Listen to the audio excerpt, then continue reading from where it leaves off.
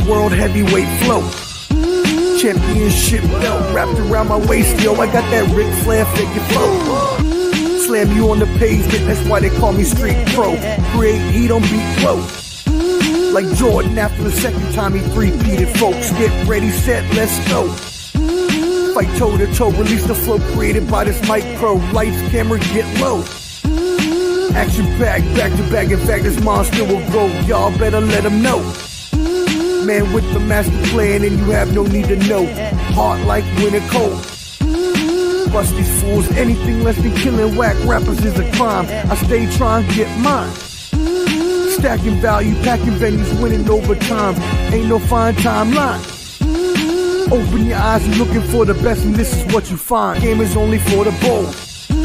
You came prepared, now get ready for the show. Introducing from parts unknown, your UFC and combat sports insider, Clever D, the Combat G, and the sports professor.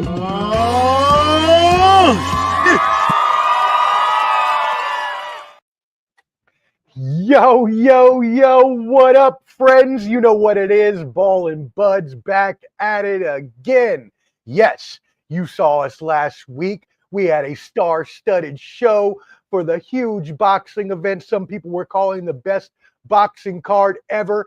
Did it live up to that? Well, we will find out today from our boxing, UFC, MMA, combat sports insider, expert, star of the show, Clubber D, the Combat G. I'm just a nobody. It's really the people out there, the stars of the show. It's everybody from Angel Diaz commenting to Rodolfo, to everybody that came over from the 86 boxing, Skywalker boxing page, all the people out there that make this worthwhile. Okay, I appreciate you guys. You know what I'm saying? So we'll wait a little while, let you guys come in, and until then, just hit the like button. It's free. I'm not gonna charge you this time. Just hit the like button if you feel like it.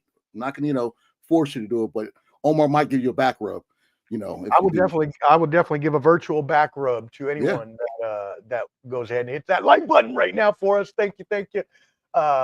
Thank you again. Yeah, Angel, thank you. Salute for tuning in. We appreciate you. And everybody else who's tuned in, make sure you're subscribed to Ballin' Buds, BALLAND BUDS on YouTube, so you can catch all of our live stream and video content there. And as well, make sure you tap in with our next guest. Clubber D, would you like to do the introduction? The one and only, the man. Not only is he a boxing savant, he will talk about boxing from the 1800s, the 1900s, to the 1500s with Alexander the Great and all that. I'm probably got my dates wrong, but the man, the myth, the legend, Joshua from 86 Boxing. Whoa! Salute. Appreciate you being here, or appreciate being here, rather, thanks for the warm welcome right there. Appreciate it 100%. Salute Clubber D and Omar representing. Yes, sir. Yes, sir. Most definitely. We really appreciate you tuning in again. Make sure you all tap in with 86 Boxing. They also have a new channel, 86 Sports. So please make sure y'all tap in and subscribe and support the 86 Boxing fellas. So how did you, first of all, Josh, thanks again for joining us. We'll have Skywalker Boxing Media, Papi Choon Yayo on in a little bit when they're done with their boxing interview. And we'll have others trickling over. But Josh, we'll start with you. Overall thoughts on the weekend's card? On paper, greatest card ever. The event in itself probably didn't live up to that level of hype, but we did get some good fights out of this, some solid competition regardless of the fact.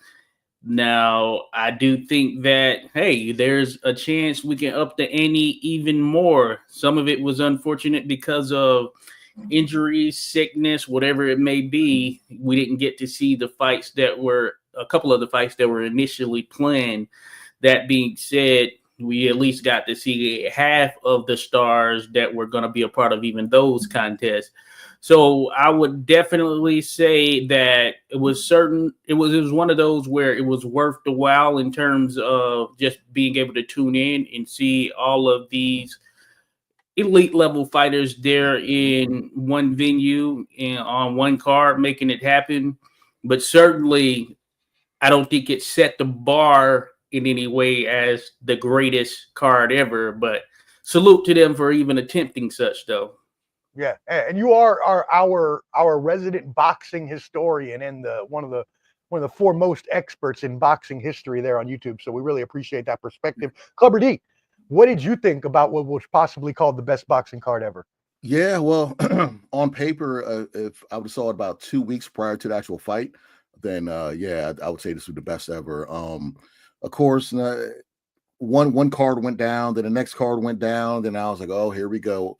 And I think personally, I think the card got affected by the boys getting sick and not fighting Anthony Parker. I think that was probably the biggest one because everybody was waiting for that fight besides the main event, and it has so much on title implications as far as what Usyk's going to do. So I feel that if that fight would have still been there, and maybe Callum Smith or somebody like that, besides Shakur Stevenson's opponent would have got hurt and called out, then it'd been a little different story. But I would say it was on a scale of 1 to 100, 100 being the best card ever. I'd give it a strong 87. It was good. It was very good. I enjoyed it, but I just thought it could be much better. Okay, awesome. And in that perspective of greatest cards ever, I know we'll possibly touch on some other past great cards here when we get into this card. But for the spectacle, for the price point that this was put at, which was affordable for any boxing fan, well, pretty much I didn't say any. There are some people in the world that can't afford that still, but for the most part, people were able not paying $80, which was my favorite part about this. And the fact that you got quality, even though we did have some changes, as was stated, there were still quality fights, which made this, at least in my eyes, well worth the 20, whatever it was, $5.99 or whatever that was. Clubber D, how do you feel about that? Well, that Saturday morning, I had a great day. I went to the gym, came home early. I started a little late, so I had to rewind. And DAZN charged me $30 for this card. And I would say the Callum Smith-Buatsi fight, that could have been, I would have paid $30 to watch that fight alone. So I think I got my money's worth and some as far as price point. Wow. So that's a 10 out of 10 as far as the price point and what they put on for us. I don't mind, as like Papi Choon Yayo mentioned the last stream, that you have your whole Saturday night to do whatever, and it's like a big adrenaline dump after watching these fights at like 12:30 in the afternoon, and then like around 4 or 5, it's over with. It's like, oh, what do I do? I went to bed. But anyways, it's one of those things. I think that that it was definitely, I think it was for $30. It was it's more of an $80 card, to be honest with you. That's one of those cards you can pay $80 for and not be mad about. Or I wouldn't say as high as Mayweather, where when Mayweather fought Pacquiao, that was $100 to watch that fight. But wow. Yeah, I don't remember who's on the undercard of that, but I just remember it was $100 for that fight, and I was a groomsman in one of my buddies' wedding that day. Shout out to my boy Chris Brown. But yeah, just thinking of just past cards for being $30, this is definitely well worth it. And so, and I'm going to follow up to you, Josh, after asking Clubber D this, but I want to follow up with, do you think now that we've already hit this frontier that people will still go back to charging that $80, stuff like that? Or will we start to see this affect a change for other organizations as well? What do you think? Well, since Turkey is the monopoly, there's only one person not get along with him or is with him. That's a PBC, and we're gonna find out on Saturday when Tank fights Lamont Roach for $80, on Amazon. Look at the numbers. How many people are going to buy that fight opposed to paying $30 up to what we just fought and watching multiple champions fight? There are going to be champions on that card. It's not a bad card that they're charging for $80, but when you get $80 over here, when you can get $30 over here and have star-studded event, so that's we'll see on Saturday. And that's exactly what I'm intimating at. Josh, what do you think about that? For the price point, I do think it was worth it. Now, I don't know the particulars as far as how it is for a non-DAZN subscriber. I am a subscriber of DAZN, so I do the monthly. It's like $31 a month. Mm-hmm. And so the pay-per-view, I believe, was $25.99 or $24.99, one of the two for me there when I purchased it. So certainly well worth it there. And previously, just thinking about it, since a lot of things moved to the subscription-based service, I've been with the Zone from the start. Same here. I would just go with the yearly option, which used to be about $99, and then they went up. It jumped to from 99 to 249 or something crazy like that.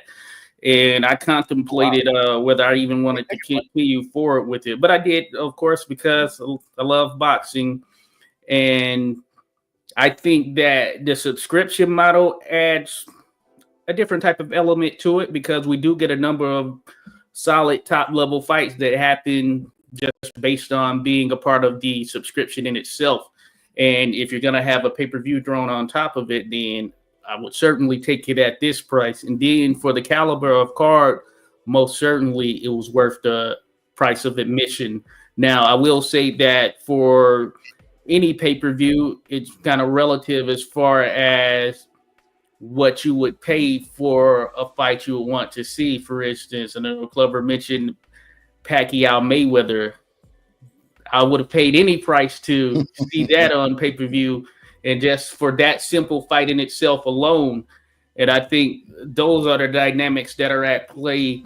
So it depends on the fight you want to see. Bud versus Spence, that's another one. I was like, hey, I want to see this by any means necessary. Take my money. And I'll pay whatever that pay-per-view price is to actually watch this contest.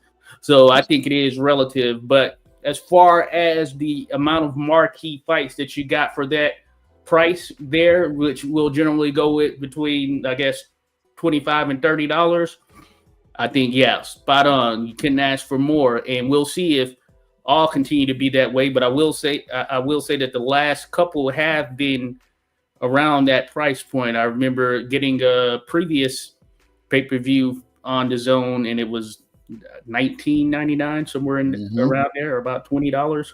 And I did get the Benavidez versus Morrell card. That was an $80 pay-per-view. The way I looked at it, you had about $20 per fight that you were paying for, because it was 4 fights on the pay-per-view card in itself. With this one, you just look at the price per fight. I mean, you can't beat that. Nope. Yeah, no. I mean, for the whole kit and caboodle, as they say, to be able to get that many fights at $30. I mean, you're looking. I mean, obviously, you're looking at what, 7 fights and $30. That's 7 times 3 is 27. So you're looking at a $750 a fight, maybe. I mean, even less than that. That's amazing. So just to add in one real quick, with the Zone, you got boxing pretty much every week with that. But for me, I like MMA, so they have the PFL and they have their fights. PFL Europe. They also have bare knuckle fighting. They had the Alvarez versus Jeremy Stevens fight. That was pay-per-view for free on the Zone. So now they have BKFC on the Zone. So there's a lot of stuff, for the Zone subscribers to watch besides boxing. Their combat sports got way better. Yeah, and if I could say, I think they're trying to rival some of the major networks. You could argue they're there, so they're getting these different leagues. You've seen that kind of shift here over the course of time, because there are a ton of things on there. I guess the more direct rival would seem to be ESPN, as far as the amount of offerings that they have for what is sports coverage overall. So I think it is going to be interesting if they are able to pull in PBC, as mentioned, which is sort of like the last one holding out. Then they will pretty much have boxing fully under the Zone. And if you want to go and see anything boxing related, you will go there to the Zone, because Top Rank, their deal is going to be up here with ESPN, and in all likelihood, they're going to be going to the Zone. So that right there, I would say I'd appreciate it from the perspective of, okay, and then I can get rid of some of these other streaming services as I have over the course of boxing shifting and moving to different platforms. Yeah, right. No, that makes 100% sense.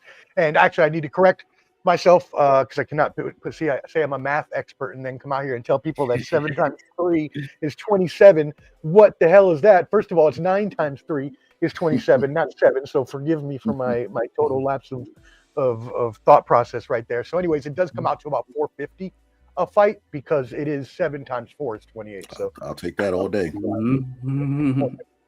all right. So, but you did mention the Lamont Roach Gervonta Tank Davis fight this weekend. So before we get into the actual card that we saw this weekend, let's kick it off with our thoughts about this. Clubber D, start us off. Shout out to my cousin. You met her when we were out in Vegas, Felicia. She's going to be at that fight up in Barclays. So my cousin's going to be out there. I should tell her sneak backstage, get some pics. And shout out to Live with Light Skin Lou. Him and Kiki are there. I saw them on the train. They're heading up there right now. So I'm anxious to see all the pictures he takes while he's out there. But this fight, it seems very lukewarm. Like kind of a lot of people aren't talking about this fight. There's no real drama between the two. I mean, there's little words back and forth. They fought before in amateurs, but there's no like severe like bad blood. Like no one's pinning it to be DC versus Baltimore type thing. I know they were on the Breakfast Club talking about it, and Just Hilarious had made fun of Lamont Roach's accent, saying that DC has a bad accent the way they talk. And I'm like, you got some nerve from Baltimore to and do and all that. Like, what are you talking about? But this fight's coming up, and nobody's talking about it. It's not really on. I don't understand the promotion for this fight. There's not much to be said as far as there's no commercials, there's no banners about it. I'm not seeing local clubs promoting it besides one club I've seen online saying, hey, come, or bar or whatever, to come watch the fight. So it's kind of weird. I'm not understanding what is the issue with Gervonta Davis. And I'm saying this because they put him as one of the faces of boxing. If you know when Canelo's fighting, okay, the hype is there. The hype is like everyone can't wait. If we were in the UK, when Joshua was fighting, regardless of how he's looked in his past 5 fights, you know what I'm saying? So when you're at that mega level, I feel like people aren't sized DC area word for Gervonta Davis right now. I don't understand what's going on. So this undercard is actually not bad. Like Gary is it Gary Antoine? Yes, Antoine. Yeah, it's Gary Antoine. He's going against El Rayo, and that's a fight that I really want to see. And they had another one on the undercard. I want. You got the card in front of you, Omar, by any chance? But I'll pull it up. Yeah, because it's actually a decent card, opposed to what PBC has been giving us. And I know Tellez versus Julian Williams. That's J-Rock. J-Rock's on it. Yep, that's what it is. So I think it's just because it's another fighter coming from a smaller weight class that Tank is fighting, opposed to who the world wants him to see is fighting one of the 3. Keyshawn, I understand that, but Lomachenko or Shakur, that's who we want him to see. If it's not one of them, no one's really caring no more. The jig is up, or the gig is up, whatever they say when it comes to Tank. But you're completely right. Before we go to Josh, I want to back you up because I didn't even realize the fight was this weekend until you told me the other day. And I was like, what? Wait, I haven't seen any promotions for any of this fight coming up. And that's a fight that I would actually be interested in seeing. You know what I mean? So anyways, I got the card up here I did have the card up there. I apologize. So while I get that up, Josh, what do you think about this fight? Yeah, so for certainly the area, I mean, there is that attachment there with both of the guys being here from the DMV, thinking about Maryland specifically. And it certainly would have been cool to have it take place here in DC, something of that nature, at the Capital One Arena or whatever it may have been. It was initially going to be in Houston, then it switched to the Barclays there in Brooklyn. But Brooklyn, of course, that's not too far off from us. And Tank has fought in the Barclays prior. Now, I thought about being there myself, actually attending the fight. I ultimately opted not to. Now, there are also some other local fighters from the area who are going to be on that card as well. So as the card in itself shaped up, it's not too bad, as Clubber D mentioned there. Now, yeah, in terms of the buzz, I don't know, it seems to have been the PBC strategy where they, I guess, let the stars rely on just their natural buzz or social media, whatever they may be doing out there. Because outside of course, the press conferences, I have seen some posters, but I don't recall seeing a promo video of any type. And I was chatting with someone else about that not too long ago. And I'm guessing maybe that's not a part of the budget. From all indications, PBC, at least in this deal with Amazon, what thus far has been, maybe this is the third or fourth show, maybe the fourth show or something of that nature. And this deal was signed last year. I could be off numbers wise, but maybe they just don't account for that type of marketing in the budget. And you see with the Zone, they go all out with the promos, but especially they're even more elaborate now that Turkey is involved. And there's something to those, and I think those generate buzz as well. Another piece of it, of course, is sort of the fact that Lamont Roach, he is a champion, very, very good fighter, but he is moving up in weight to take on Tank at a different weight. And there are, of course, some other fights at 135 pounds with some legitimate 135 pounders that we want to see who are out there, who have enough name buzz just as much there as Lamont, if not more, and we aren't getting those. So I don't know what the overall strategy, the ultimate end goal is, but I guess for Tank, a benefit for him in terms of his buying power is, I had seen an article or something referencing the gate intended to be the biggest gate there at Barclays for, I'm guessing, a sporting event in general. So I guess that would include the basketball stuff that is taking place as well. Interesting. So if that's the case, then that's a nod to his buying power. But you can certainly ask and think about what would an extra boost do in terms of the type of promos they do over there for these events that they've been putting on with the Zone.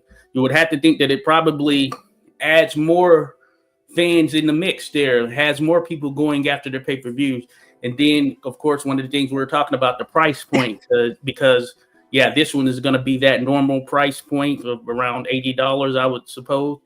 And of course, that's going to make a determination on whether people actually pay for the pay-per-view, especially right now. I think a lot of people are certainly looking at kind of where things are economically, and that 25 or 30 bucks certainly sounds a lot better than 80 bucks right now. So we'll see how it does. Yeah, I think with Amazon, the deal, they just have the viewership deal. I don't think they're paying any money to the fighters or promotion. I think that's all on Al Heyman. So I think that's why we're not seeing the same thing like Turkey. He has endless bank account, so he can do whatever. But that's why I think they're kind of scaling back opposed when he was on Showtime. Showtime was paying for all that stuff. Now he has to front the money, and that's why we're seeing a lot of fighters on the shelf and maybe fighting once a year. Or, I didn't know Jared Hurd was on this card. I was like, hey, I'd like to see him do well. But I think it's an issue more with the PBC when it comes to the money and Tank. That's why Tank's, I honestly think that since he's not getting promoted the way he wants to be promoted, he's putting that effort in and promoting the fight. That's what I feel like he's doing. Yeah. And shout out to everybody watching. We really appreciate it. Shout out to Bud File says hello, people. Salute. We appreciate you. I saw you there earlier. I was just trying to find a good time to get that comment in. Morning Wombat. Shout out as well. Thank you again for tuning in. We know you were here last time with us. Shout out. Says, I'm not trying to discredit, Roach, but I've been disappointed with Tank's recent moves. Frank Martin is talented, but he's not really demonstrating a willingness to take big risks. He continues.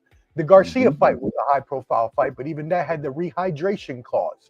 My suspicion is he recognizes Shakur has pound-for-pound level skills and views that fight as high risk with little reward. He continues. I think Russell will be too dynamic and athletic for Rayo. Oh, this is from the Rayo fight. I apologize. I thought that was continuing the last comment. Let's start with that last comment. So what do y'all think about that last comment about what he's saying about Tank's recent moves and approach to his fights? I think styles make fights. They sparred before, just like he sparred Haney, and we haven't seen Tank in that fight somebody in that type of style. A slick fighter.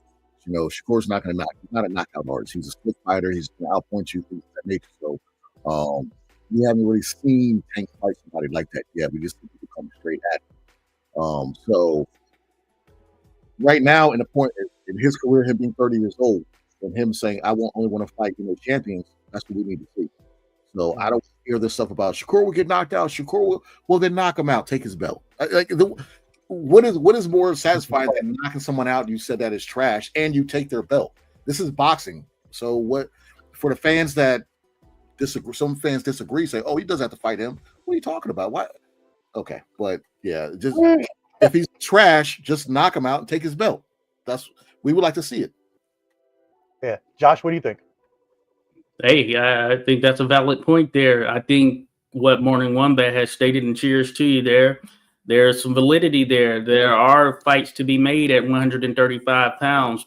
Now, Lamont Roach, he's a good fighter, and he's gonna continue to be the champion at 130 pounds. So he's moving up for the first time for this particular contest. And then the other things that Morning Wombat mentioned, they are valid. There was a rehydration clause with Ryan Garcia. There wasn't, as far as I recall, with Mario Barrios. And that's a 10 pound. It was a 10 pounder. He had a 10 pound with Mario. Oh, he had a 10 pounder? Okay. Yeah, Okay. So, all right. So I stand corrected there. But I just remember that one. It took place at 140, right? Mm-hmm. It took place at 140 pounds. Okay. So there was a clause there. I don't know. It's interesting, especially when you have people you can take on there at 135. That being said, when you're in a certain position, you can dictate, and he's in the position to where he can dictate who he wants to face, because as far as the live gate, people do seem to come out. They come out, show love, all of that stuff. And I think that he has, of course, some of the boxing fans who may be more on the hardcore side, but I think he also has a number of the casual boxing fans that are on his side as well. Those that just kind of see the bravado, see that, okay, this guy is a knockout artist and all of that stuff. So he gets some of that casual fan. He gets them wanting to actually attend the event. And I think they've done a good job of putting him in certain locations as well, like in Atlanta, this is Houston. They were going to do this one there, of course, New York and all that stuff. So I think that all adds to it. So as long as he can get people to show up at the actual gate, I think they're going to look at that as an upside. And it's like a matter of, hey, we can throw him in with whoever. Yep. Yeah, and so Morning Wombat says as well, and we'll get into the card right here. I had it up. I apologize that I had it up while you were speaking, Josh. I thought we were going to go into it, so that's why I put it up. But I'll put it up again. I think Russell will be too dynamic and athletic for Rayo. Russell showed a lack of composure experience in his recent loss, and people don't give Puello credit for being crafty and picking his shots. So now that's said, let's go ahead and take a look at the card. This is the card here on the right-hand side, as you can see. So just a quick glance. Obviously, you got the main event. You got the Rayo versus Russell that we just talked about. Jose Valenzuela. You got Alberto Puello versus Sandor Martin. Yoenis Tellez versus Williams. Jarrett Hurd versus Johan Gonzalez. Tariq Green versus, I don't know what his name is, N. Smith. And then some other fights here. So are there any other fights that y'all like on this card or you think people should look out for? Go ahead, Josh. Oh, yeah, certainly. So the N. Smith, Nasheed Smith, he's a prospect on his way up. He's out at the Headbangers Gym here in D.C. Very good. Okay. He fought on Team Combat League, so he's going to be one to watch. And I'm pretty positive he's going to get the job done there. I do know of David Whitmore as well. He's out of this area.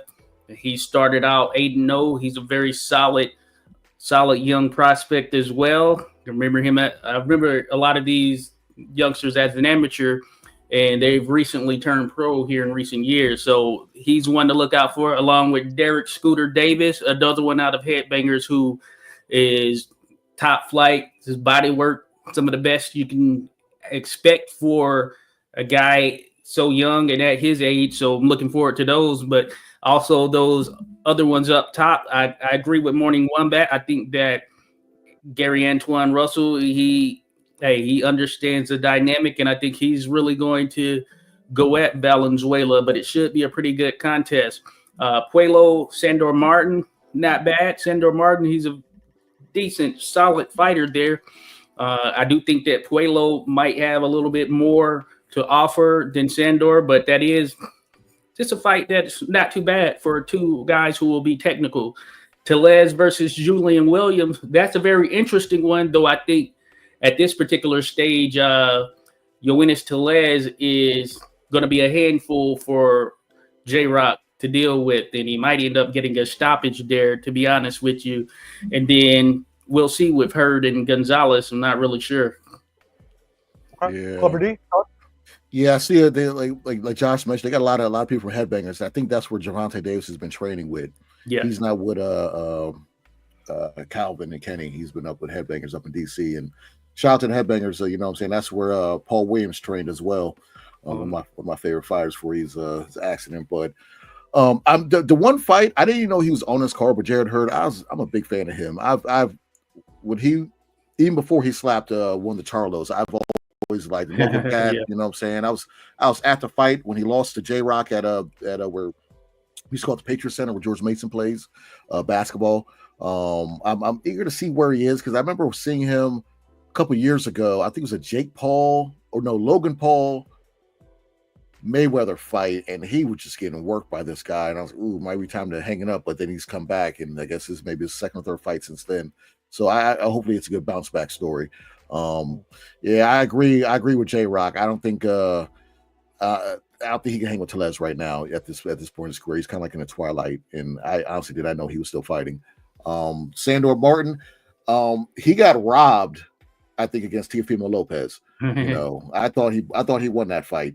But I don't know if he's gonna get Puello. But it's I think Puello will get the nod on this one, probably like a decision. And for Gary Anton Russell, it was kind of like karma because he came out and talked about Devin Haney losing to Ryan Garcia, talking about, you know, peds don't mean nothing and fights and things of that nature. Then he lost to Puello, who got caught with peds before. So go figure. And you know, yeah. And that was for the WBO 140, and then they made Devin Haney the champion recession. Now Puello's the champion of WBC. I'm sorry, 140. So see how that happens. And but I with Wombat on this one. I like El Rayo. I think he's a good fighter, good slick fighter. But I think I think that knockout streak's gonna start again with Gary Anton Russell against El Rayo. I think he's kind of like Virgil Ortiz, where he was like 20 or 19-0 with 19 knockouts, and then his last fight he lost. You know, that was his first fight that he did knock the person out and have to get lost. So he's gonna get back on that knockout streak. And as far as the tank fight, you know, I got this being, you know, 6 rounds. 6. I got 6. I got taken 6. I'll put it like that. And I bet Josh met his brother. They're great people. But I think he's going against the bigger guy right now. You know. Oh, that's right. You got the photo with them on Instagram, didn't you? Yeah, I met them there. Got to see his brother's second fight. Knocked dude out. It was a great card they put. I hope they get invited to another card. But yeah, it was amazing. But yeah. Okay. And Josh, did you give your prediction for the Gervonta Davis Lamont Roach fight specifically? I didn't. And I did all those same things Clever D mentioned there regarding the Roach family. Always great, respectful to deal with, you know, and that's one thing that certainly stands out just from an overall perspective. I probably lean a similar direction what I've said. I think that early on, actually, Lamont, he will be in there boxing, and he might gather some rounds there early on. But I do think that the fact that he's moving up, that size is going to factor in. And we know that Tank, he's a guy who does have pop. And while Lamont, he has some knockouts, he's not really a big puncher like that. He gets it done more so boxing. You know, he can hurt guys and drop guys. We've seen that. We saw him hurt Jamel Herring and all of that. But that was at 130 pounds, and he's moving up. And while it's only 5 pounds, I do think it's going to make a difference there in the end. So I think he'll hang in there early, probably do his thing there for a few rounds. But at the end of the day, somewhere midway between there, maybe around 6 or 7, I do think that a stoppage likely happens. Okay, so KO 6, Clever D, and TKO or KO around the same range, says Josh. Yeah, in favor of Tank, yeah. in favor of Tank. Right, both are in favor of Tank. I think everybody is picking Tank in this fight. I am as well. Shout out Rock Chalk True Crime. Hello, thank you for tuning in. We really appreciate it. And yes, we couldn't have timed this more perfectly, gentlemen, because we have two more special guests joining us at just the perfect time. First of all, you remember him from last week, and you've seen him on plenty of streams before. His name is... Actually, you know what? No, I like when Clever D does it. Clever D, go ahead. Introduce. Man, look here. This is heavy on the Papi, light on the Yayo. No other than Papi Choon Yayo in the house. Hey, Papi Choon Yayo. Heavy on the Papi, light on the Yayo. We get straight to it. I came in the what? You already know what I'm doing, fellas. KO 7 by Tank Davis. But I promise you, though, we got to give the boy Lamont Roach his flowers right now because he is highly skilled. He moves nicely. They know each other. They're familiar. Yeah. And I promise you, Tank is not taking Lamont not seriously. He's definitely taking that one seriously. Got a tough challenge. I hope Lamont, put him in some positions where Tank got to show us something new. But I'm still taking Tank by the sleepy. Yeah, so another Tank KO in 7. And by the way, I've got to shout out that slick ass World Baseball Classic Dominican Republic jersey. That's fire. Independence Day. Yes, the Tatis. Okay. Independence Day. Tatis is a superstar. So yes, sir. And he was a superstar even before he took the PEDs, y'all. So don't be hating on him. Oh yeah. Yeah. What's up there, Papi? What's up? Hey, listen, bro. But baseball, I don't know. Hey, I don't know. But you know who else is a global superstar, and he's about to be introduced. He don't need no PEDs, but he runs a huge boxing network that y'all better make sure you are tapping into. His name is Skywalker, and he represents his company, Skywalker Boxing Media. Legend. What's up, brother? How are we doing, my friend? Hey, brothers. There he is. Guys, man. What's going on, man? Salute, man. I got Tank Davis with the KO, but I think Lamont Roach is a lot better than Frank Martin. He's going to bring it. So I'm going to say later rounds. I'm going to say like round 10, 9 or 10. Okay, so wow. Okay, you think Lamont is going to put up a little bit better of a fight, keep in there a little longer? Yeah, a little bit longer than Frank Martin, I believe. Okay. I think we all agree, though. Like I said, I think we're all picking Tank in this fight. I agree. I think it'll be a stoppage probably. I do like Lamont. I like his style. I've been looking a lot more into him ever since Clubber D mentioned meeting them at that at the event that they were at. And so I do like his style, but I mean, Tank Davis is a face of the sport, one of the faces of the sport, like Clubber D said, for a reason, because he is that good. So while I do see him staying in maybe a little longer, I still see Tank getting him out of there 8, 9, maybe, maybe even shorter than that. So cool. All right. Awesome. Well, that was great talk on that. And now that we got our special guest here, oh, by the way, before we move on to the main card from this past weekend, give your quick predictions on that co-main event there, Papi and Skywalker. It's Jose Valenzuela versus Gary Antoine. Gary Antoine. Yeah. I got Gary Antoine Russell. I know he's not very active. He doesn't fight a lot, very often. But his style, bro, is just that relentless pressure, that come forward style. His style is different than his brothers. You know what I'm saying? As far as Russell. And what the heck just happened? I'm gonna have him by Theo. I know it just. What was that? I have Gary Antoine Russell knocking out El Rayo. Fourth round. I say fourth round. He's gonna keep bringing it. Yeah, I'm with Skywalker on the Gary Russell thing, but listen again. I gotta give props to the other guy, man. Valenzuela, he's highly skilled. He got his redemption. He does got a little crack in him too, bro. Like he can pop. Listen, I'm gonna do this. I'm gonna do it this way because I respect him so much. I think it's actually possible that both of them hit the canvas. I like to say that. That's my way of giving credit to him because I do know that he's slick and both of them are slick. I could just see a 50-50 exchange where one of them get caught, but ain't neither one of them they ain't got no BIT, you know what in them. Mm-hmm. They some real dogs and they gonna get at it and it's gonna just I love boxing right now. They gonna give us what we want to see as fans. You can ask Chris Colbert about his power, you know. Yeah. Oh yeah. Oof. Yeah. Oof. That was one of my almost knockouts of the year. Man, last year. Man, he slid him into a Diddy baby oil position. Oh, he was face down. between him and our guy that from the Philippines, I can't remember his name right now. You know what I'm talking about, Josh? Ashton. Oh yes. Ashton. Yeah. Ooh, between those two right there, Ashton that's some stuff I'll never forget. H2O. Yeah, he knocked the color out of Colbert's hair. Way, bro. Colbert's hair turned black. I was like, oh, went from blonde to black. I was like, oh, damn. Yeah. Yeah, interesting. Angel Diaz says, I have Gary Antoine winning this one. So another one there agreeing with you there, Skywalker.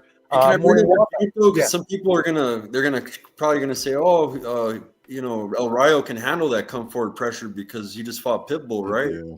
But Gary Antoine can mix it up. He's got more head movement. He knows that box. He knows how to box. You know what I'm saying?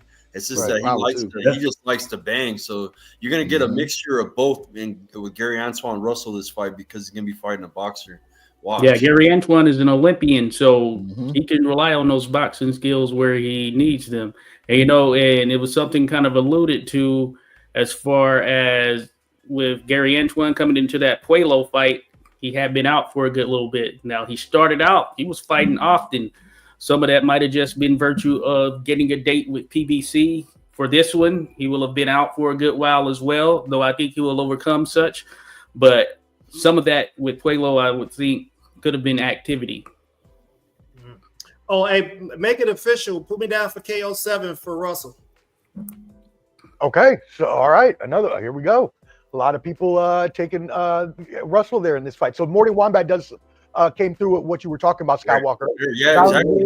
Right as I was saying that. Yeah, he's agreeing with me though. I didn't, I was thinking that maybe someone was gonna say Rayo is going to do the same thing.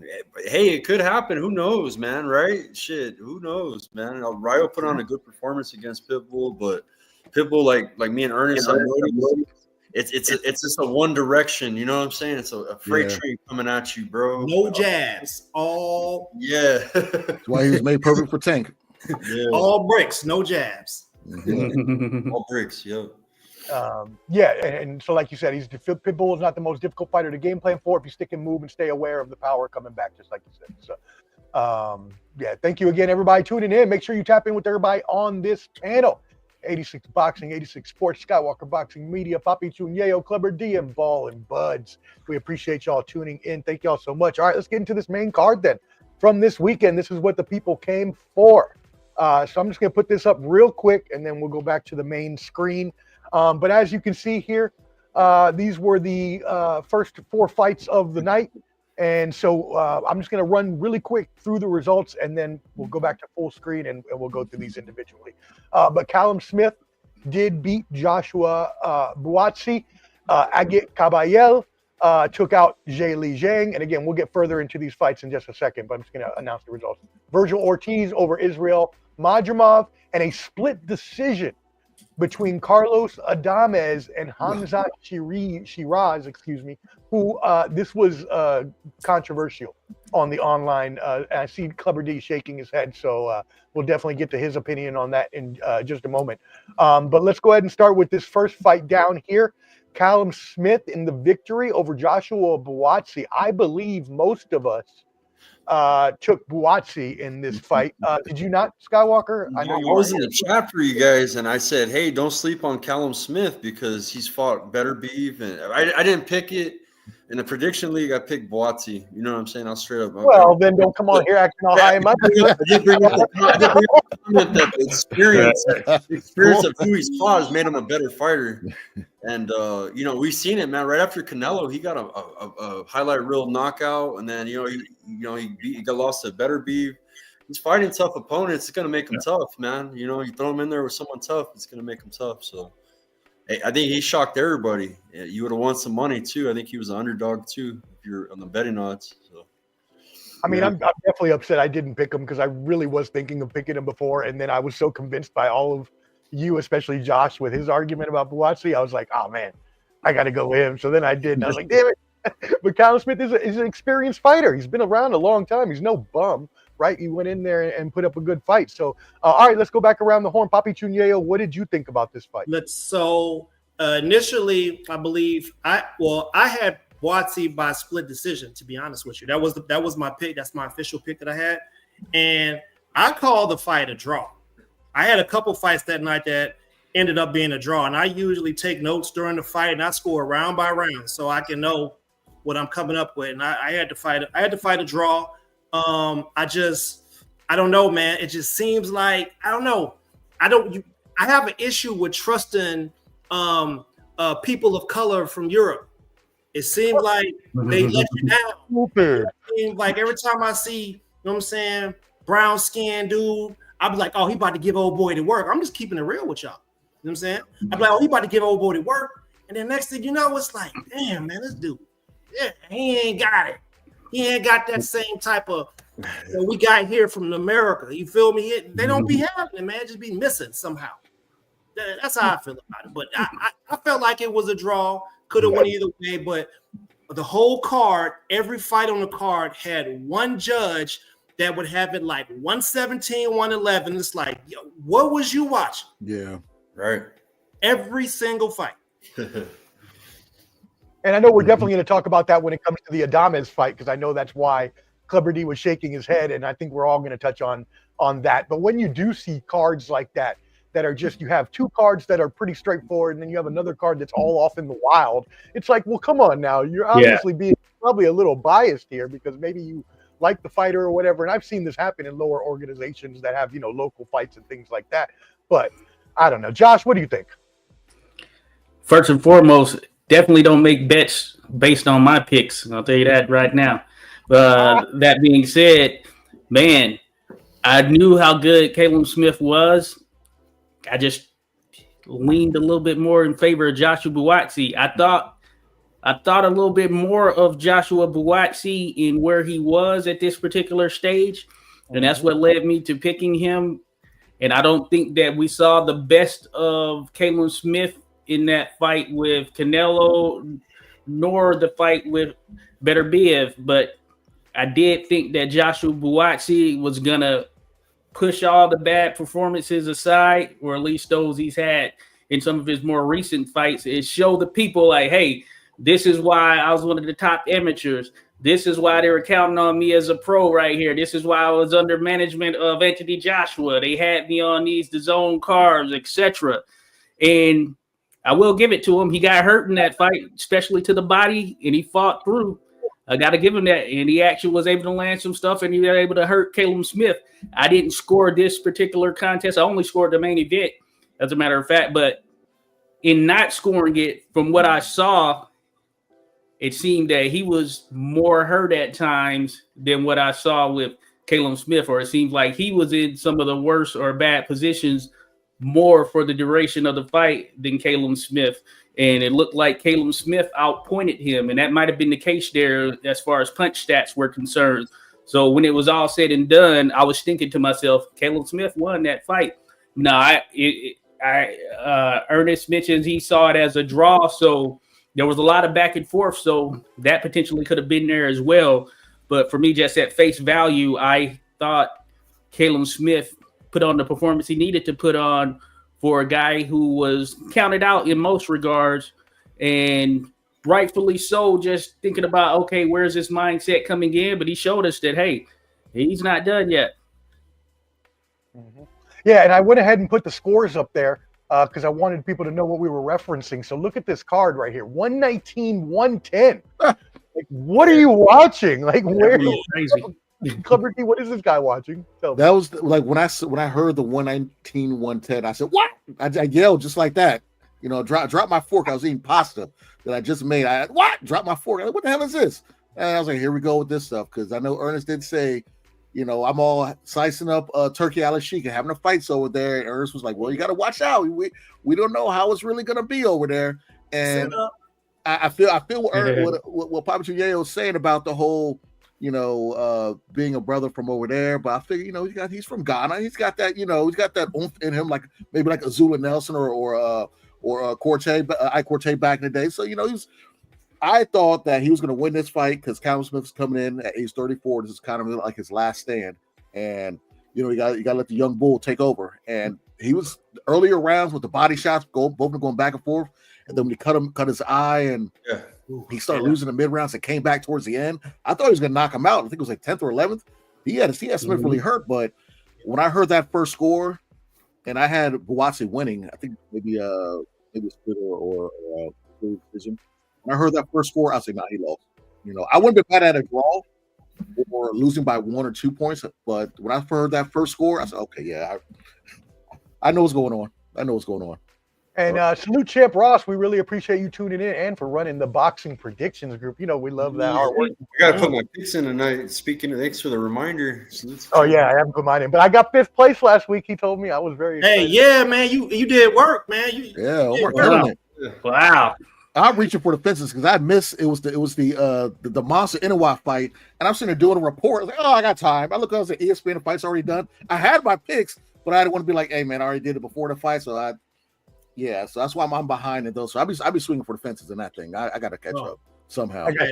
No, we don't do no swinging for the fences. These are calculated. You know what I'm saying? Oh no, I got a dartboard. I just boop. Okay, round 8, knockout. Bam, going.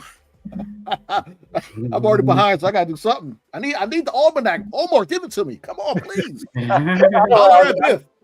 I went through the way I picked him, and I just be going off of records and KOs and going from there. I don't even know what I'm doing. But I'll take 5th place all damn day. Thank you, Champ Ross. Says, I want to see Smith Benavidez. If Benavidez can't get Bivol, we will be getting into that in just a little bit. Everybody stay tuned for that main event. He also says there's always one judge in the bag, and I think we've seen this a few times now. As Papi Choon Yayo was saying, in Saudi Arabia, I think we've seen this multiple times now, haven't we? MMA and boxing, it's the same story because Dana White deals with the same stuff over in his side of things, and it's across the board. They're guaranteed to be one judge that was on, you know, on that Papi. You know, no, I'm sorry, he's on that. Yeah. No. I'm gonna talk about these colonizers until I check off this joint. You feel me? My spirit leave. I'm gonna be talking about these colonizers. That judge is on a toe trip, I think, or DMT or something like that. Someone has some type of offhand score. And Angel Diaz, they said they do that to set up other boxing matches. I can understand that. I can't. So you can make it a little bit more realistic to at least not show your. I mean, is that what everybody thinks on this panel? Because that's what I think when I see something like that. I think that obviously this person was either biased or there's some sort of. Because I've seen this happen again, like I said, at local organizations where you have these fighters that are brought in by the promoter, and then you have these other fighters that are brought in to fight them, but they're brought in to lose. So then you might have a judge who gives a very off score. What do y'all think about that? Do y'all feel the same way? Oh my God. Well, it's interesting. What I will say is that, I don't know. Yeah, judging can be crazy. Just thinking about it on the amateur side, I've been on the wrong end of some. I'm like, what the heck were they looking at? But I will also say that if Vegas is the fight capital, it seems like there will be an incentive to keep Vegas as the fight capital. Same as the case with anywhere that is considered to be the fight capital. But you know, some stuff is very questionable at times. I will say that. Anybody else got thoughts on that? I would say this type of stuff isn't new. I mean, look at Pernell Whitaker versus Chavez. Look at Mildred Taylor when he fought Chavez. The last like 9 seconds, he could have lasted 9 seconds. You know what I'm saying? So, I think this isn't new in boxing. Now it's just I don't think it will ever be cured of this sickness of bad judges, because I think picking the judges and refs is a different commission. The promoter has no say so in none of that. So it's not like they can pick what judges they want. I could be wrong. But I know Dana White had that pleasure about that. I can't remember that lady's name, but there was a lady that had the Floyd Canelo fight. Adelaide Bird. Yeah. 114, 114. Yeah. That's why I knew Canelo was the golden child. After that, that's what I knew. Canelo was it. That's crazy. That was crazy. 114, 114. I said, what kind of what he maybe won one round. That's it, maybe one round. So that's why I don't know if I agree with the cultural appropriation, him coming out with them sombreros and stuff like that. I don't know if I agree with that, but he own them. Can't beat him, join him. Go beat him and join him. And then that's another subject for another day. But yeah, 114, 114 Adelaide Bird.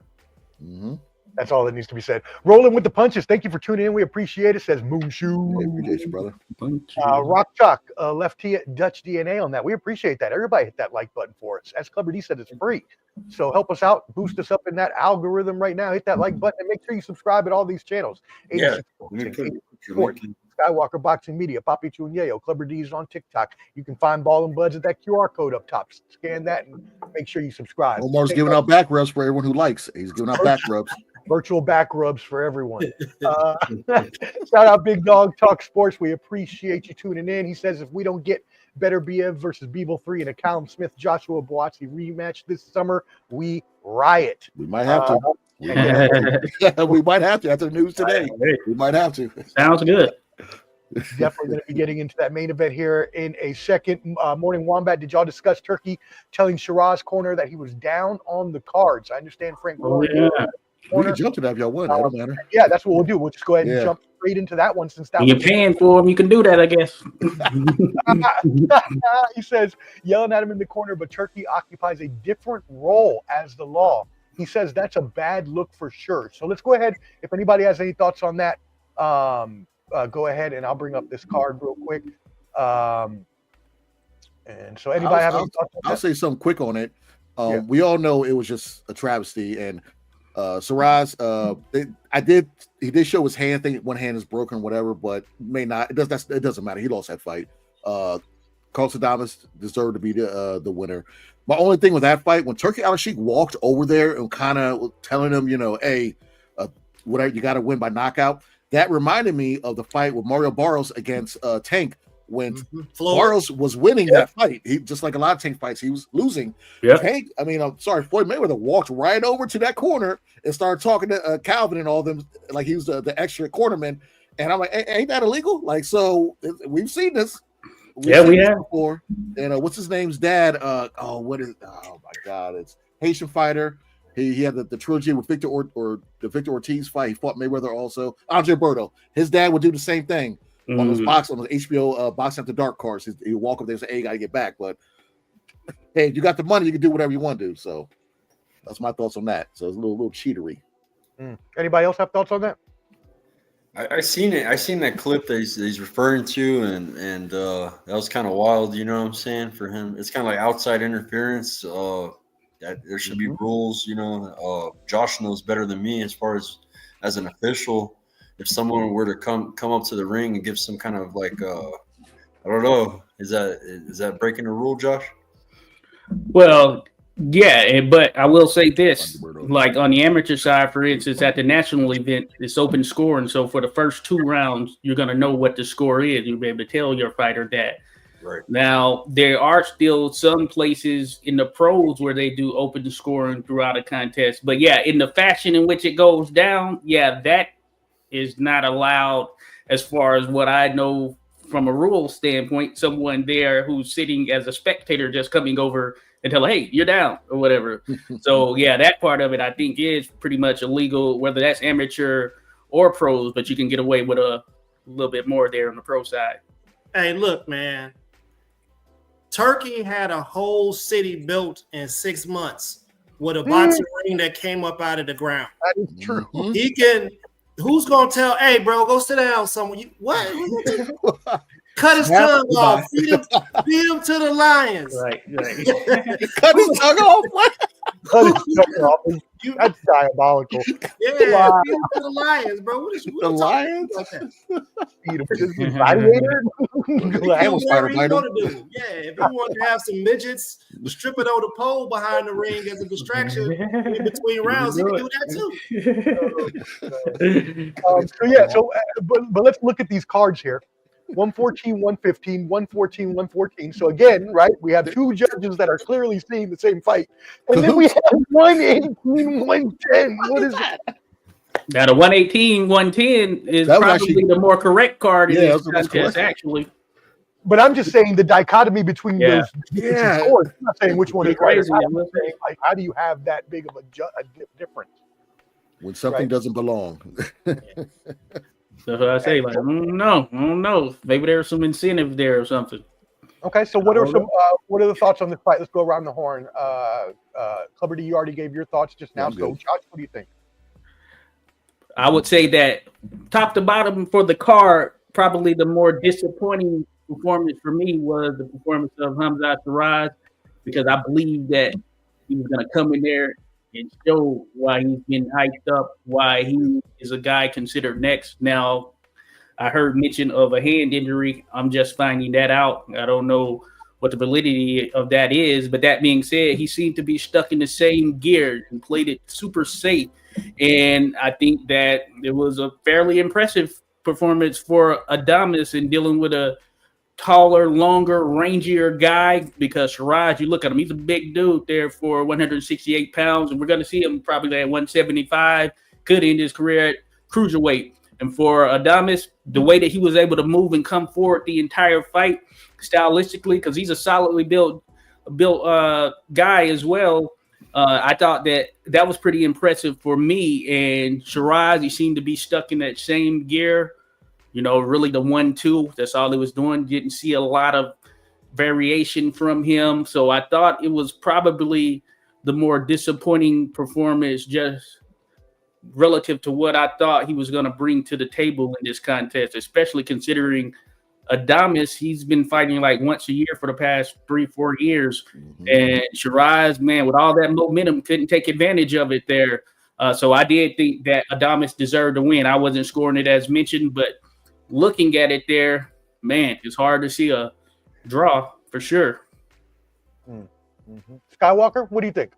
That wasn't the Shiraz that we seen that beat Ammo Williams, you know. So didn't establish his jab. That he has a strong jab. Maybe the hand injury that I'm learning of now, maybe that has something to do with it. I wouldn't say robbery, but I do agree with like a draw, you know what I'm saying? Because if you're scoring on points, you know what I'm saying? I mean, you could give Shiraz a little bit on the 1-2s that Josh was talking that he was throwing, but other than that, bro, I don't know. I had Adames kind of edge in the fight, maybe a draw. So yeah, that was my opinion of the fight. All right, Papi.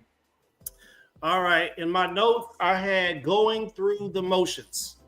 That's what I had for Hamza. Early on in the fight, man, in my notes, I got he put belt to ass. Every time Adames would come in, that long jab, bap, ooh, bap, ooh. I mean, that jab was strong. I was like, okay, put something else with it.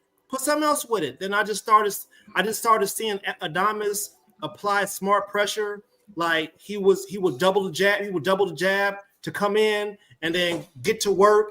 His counter shots was crazy. And at some point in the fight, I was like, what's wrong with Shiraz? I said, has he had a back problem or something? Why is he normally it's just that it didn't look like he was all the way there. Mm-hmm. Right. And I was like, all Hamza got to do was push him backwards and it's over. He could just get him up out of there.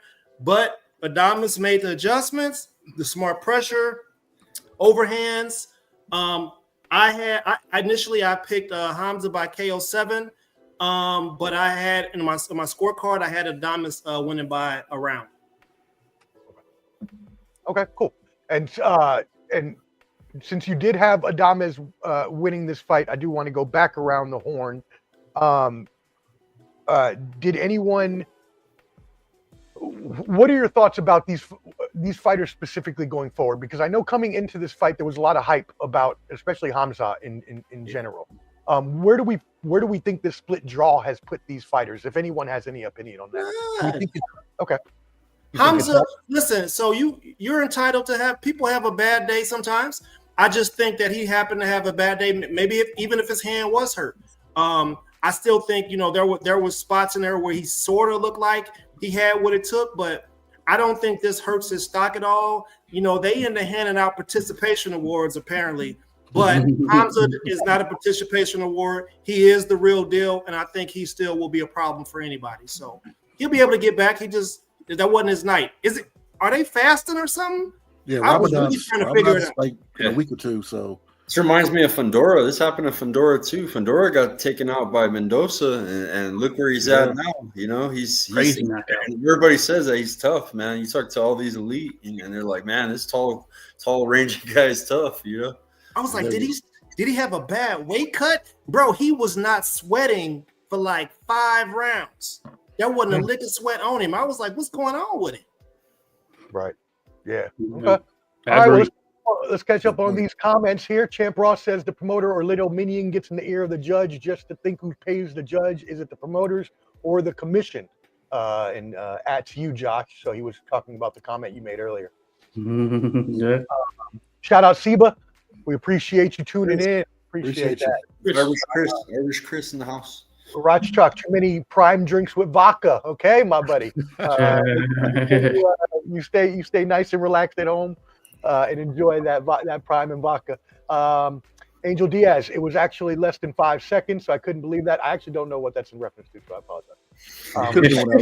Could have been Mildred Taylor Chavez fight I mentioned earlier. Okay, cool. Oh, that's right. Yeah. We do have Adelaide Bird coming up.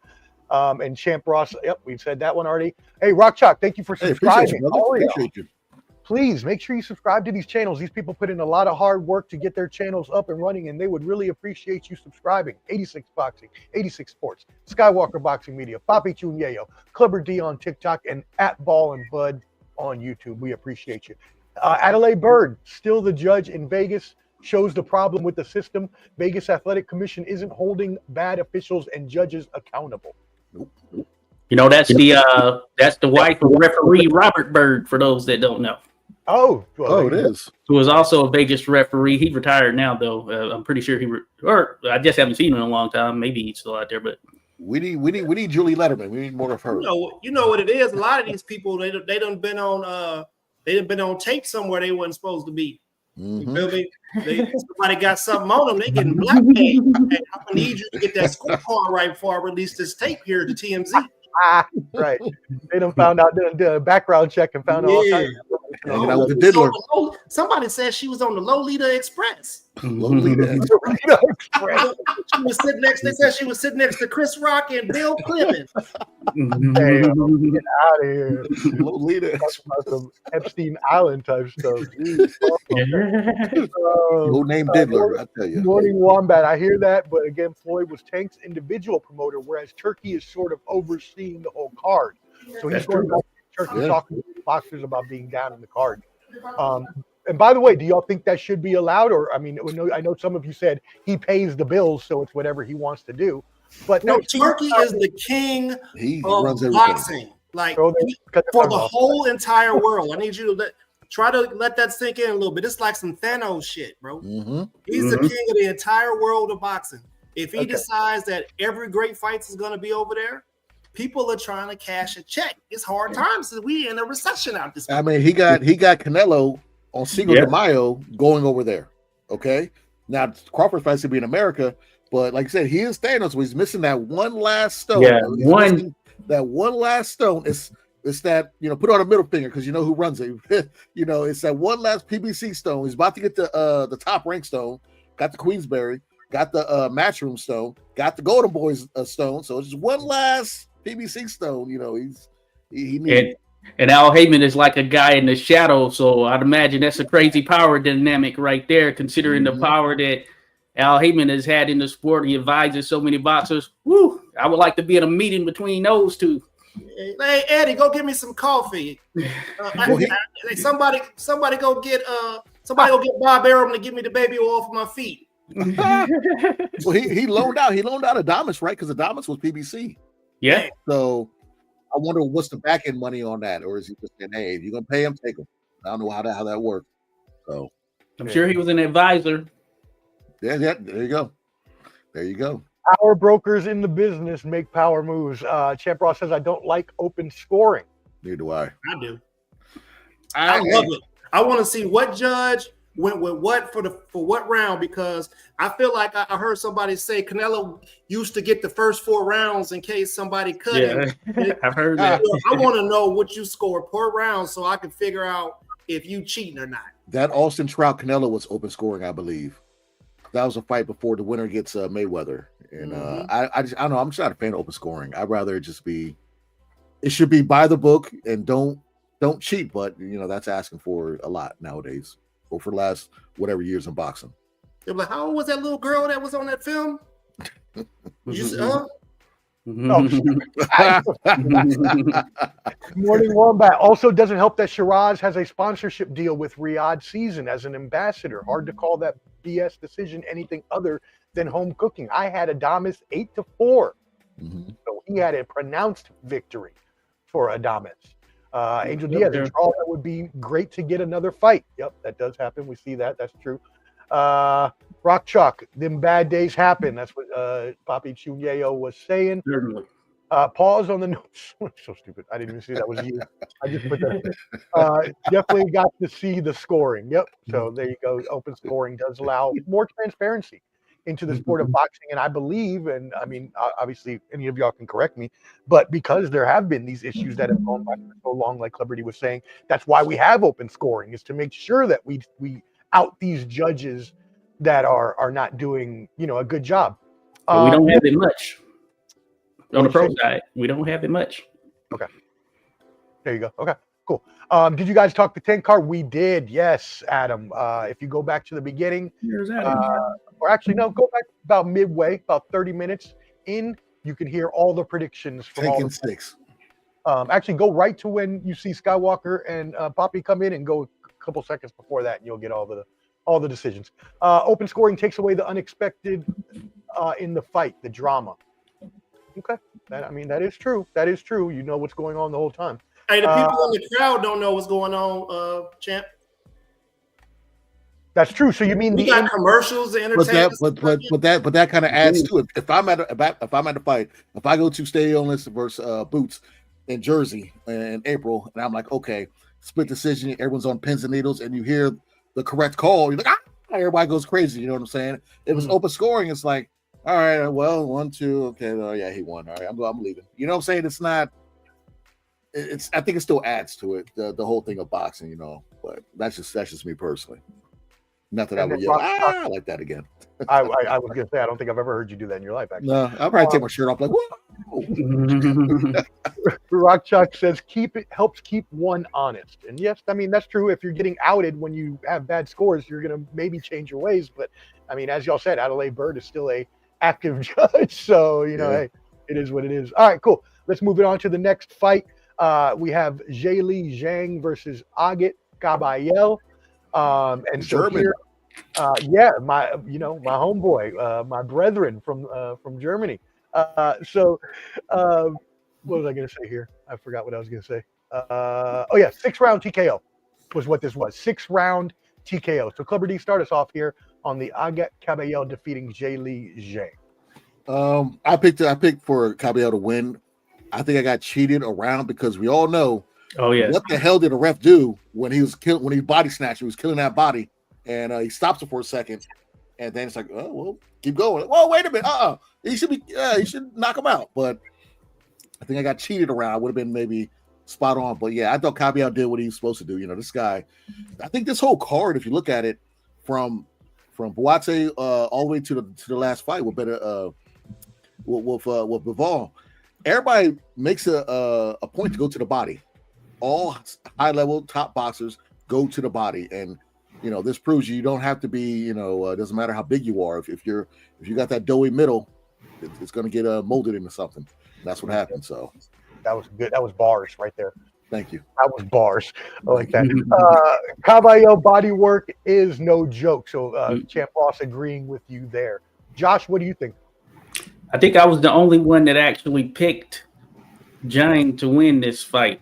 I will say 2 fights on this card. We'll talk about one later. When they announced the weight, it made me kind of think a little bit differently there. Jang was 287 in there, and I'm like, hey, in some of his worst performances, he's been a little bit higher there, and he looked very loose in the midsection. Now, Caballero, hey, he's the real deal. Call him the Monster Slayer because he seems to do that right there. And the way he dials in on the body, I think that's like a recipe. So you throw these monsters in front of him, he dials in on the body, he gets it done. And, man, it's going to be tough to pick against Caballero here moving forward. And as far as Jang, yeah, very disappointing right there. I would say that's probably the second most disappointing performance on this card right there. Just thinking about what Hamza is capable of, and then just seeing Jang there by the 4th round, his mouth was open probably by the 3rd round. He just looking like he didn't belong really. He was banged out. No bang for him. He was banged out. I mean, no way your conditioning should be that bad. Damn, somebody broke some dishes back there. Who was recording in a restaurant? I don't know what's happening. He was banged out. Skywalker, what do you think? Oh man, great performance, man. The Germans, the truth, man. Kind of came out of nowhere, you know what I'm saying, on the radar of everybody, you know what I'm saying. Had a great win over Frank Sanchez, and age is a factor, man. I think a lot of people had Caballero because the age factor, and Zhang's good, but like Josh pointed out, man, he was kind of too big, man. And when you're too big, you can't move. Zhang's got some good boxing technique when he's slimmer. He can move around. And this fight right here, man, he was too big. So, yeah, Adam Hurley says Zhang gas is out quick as fuck. I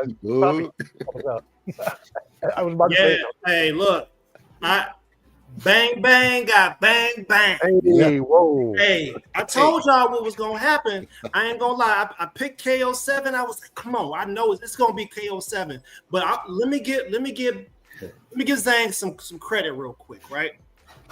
That first round had your boy nervous.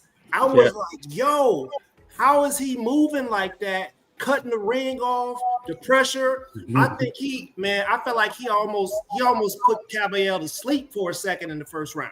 Bro, he hit him with that thing, and Caballero was like, oh, all right. And then he just commenced to just banging that body out. You could just see Zhang slowing down. His ribs all red. Man, I was like, oh, this is abuse. Like, he's punishing him, bro. Like, punishing him. I was like, it's only a matter of time.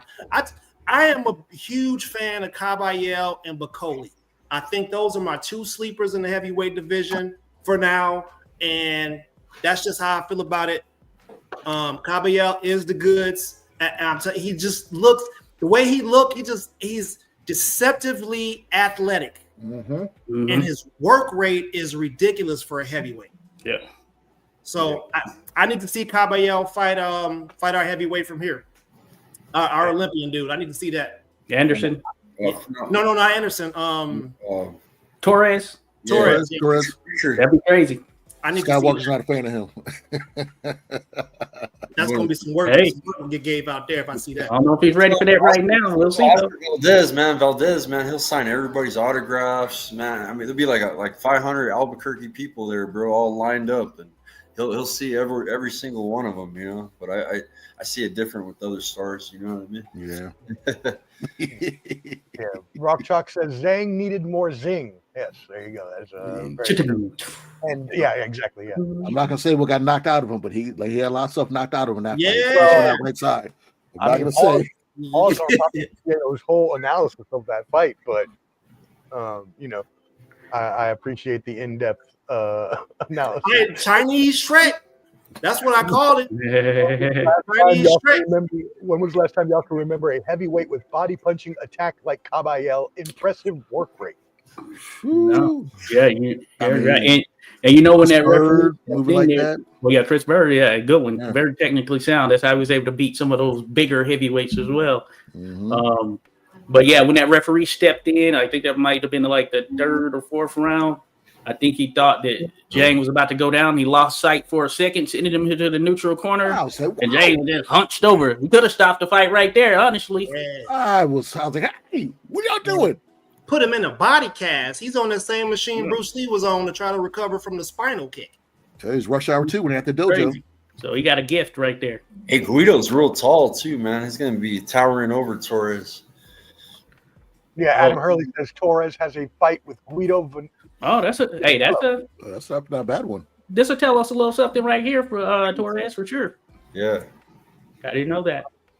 Awesome. All right, cool. Let's move it into the next fight. We have Virgil Ortiz taking out Israel Madrimov via unanimous decision. So this was a tough fight. I enjoyed watching this fight.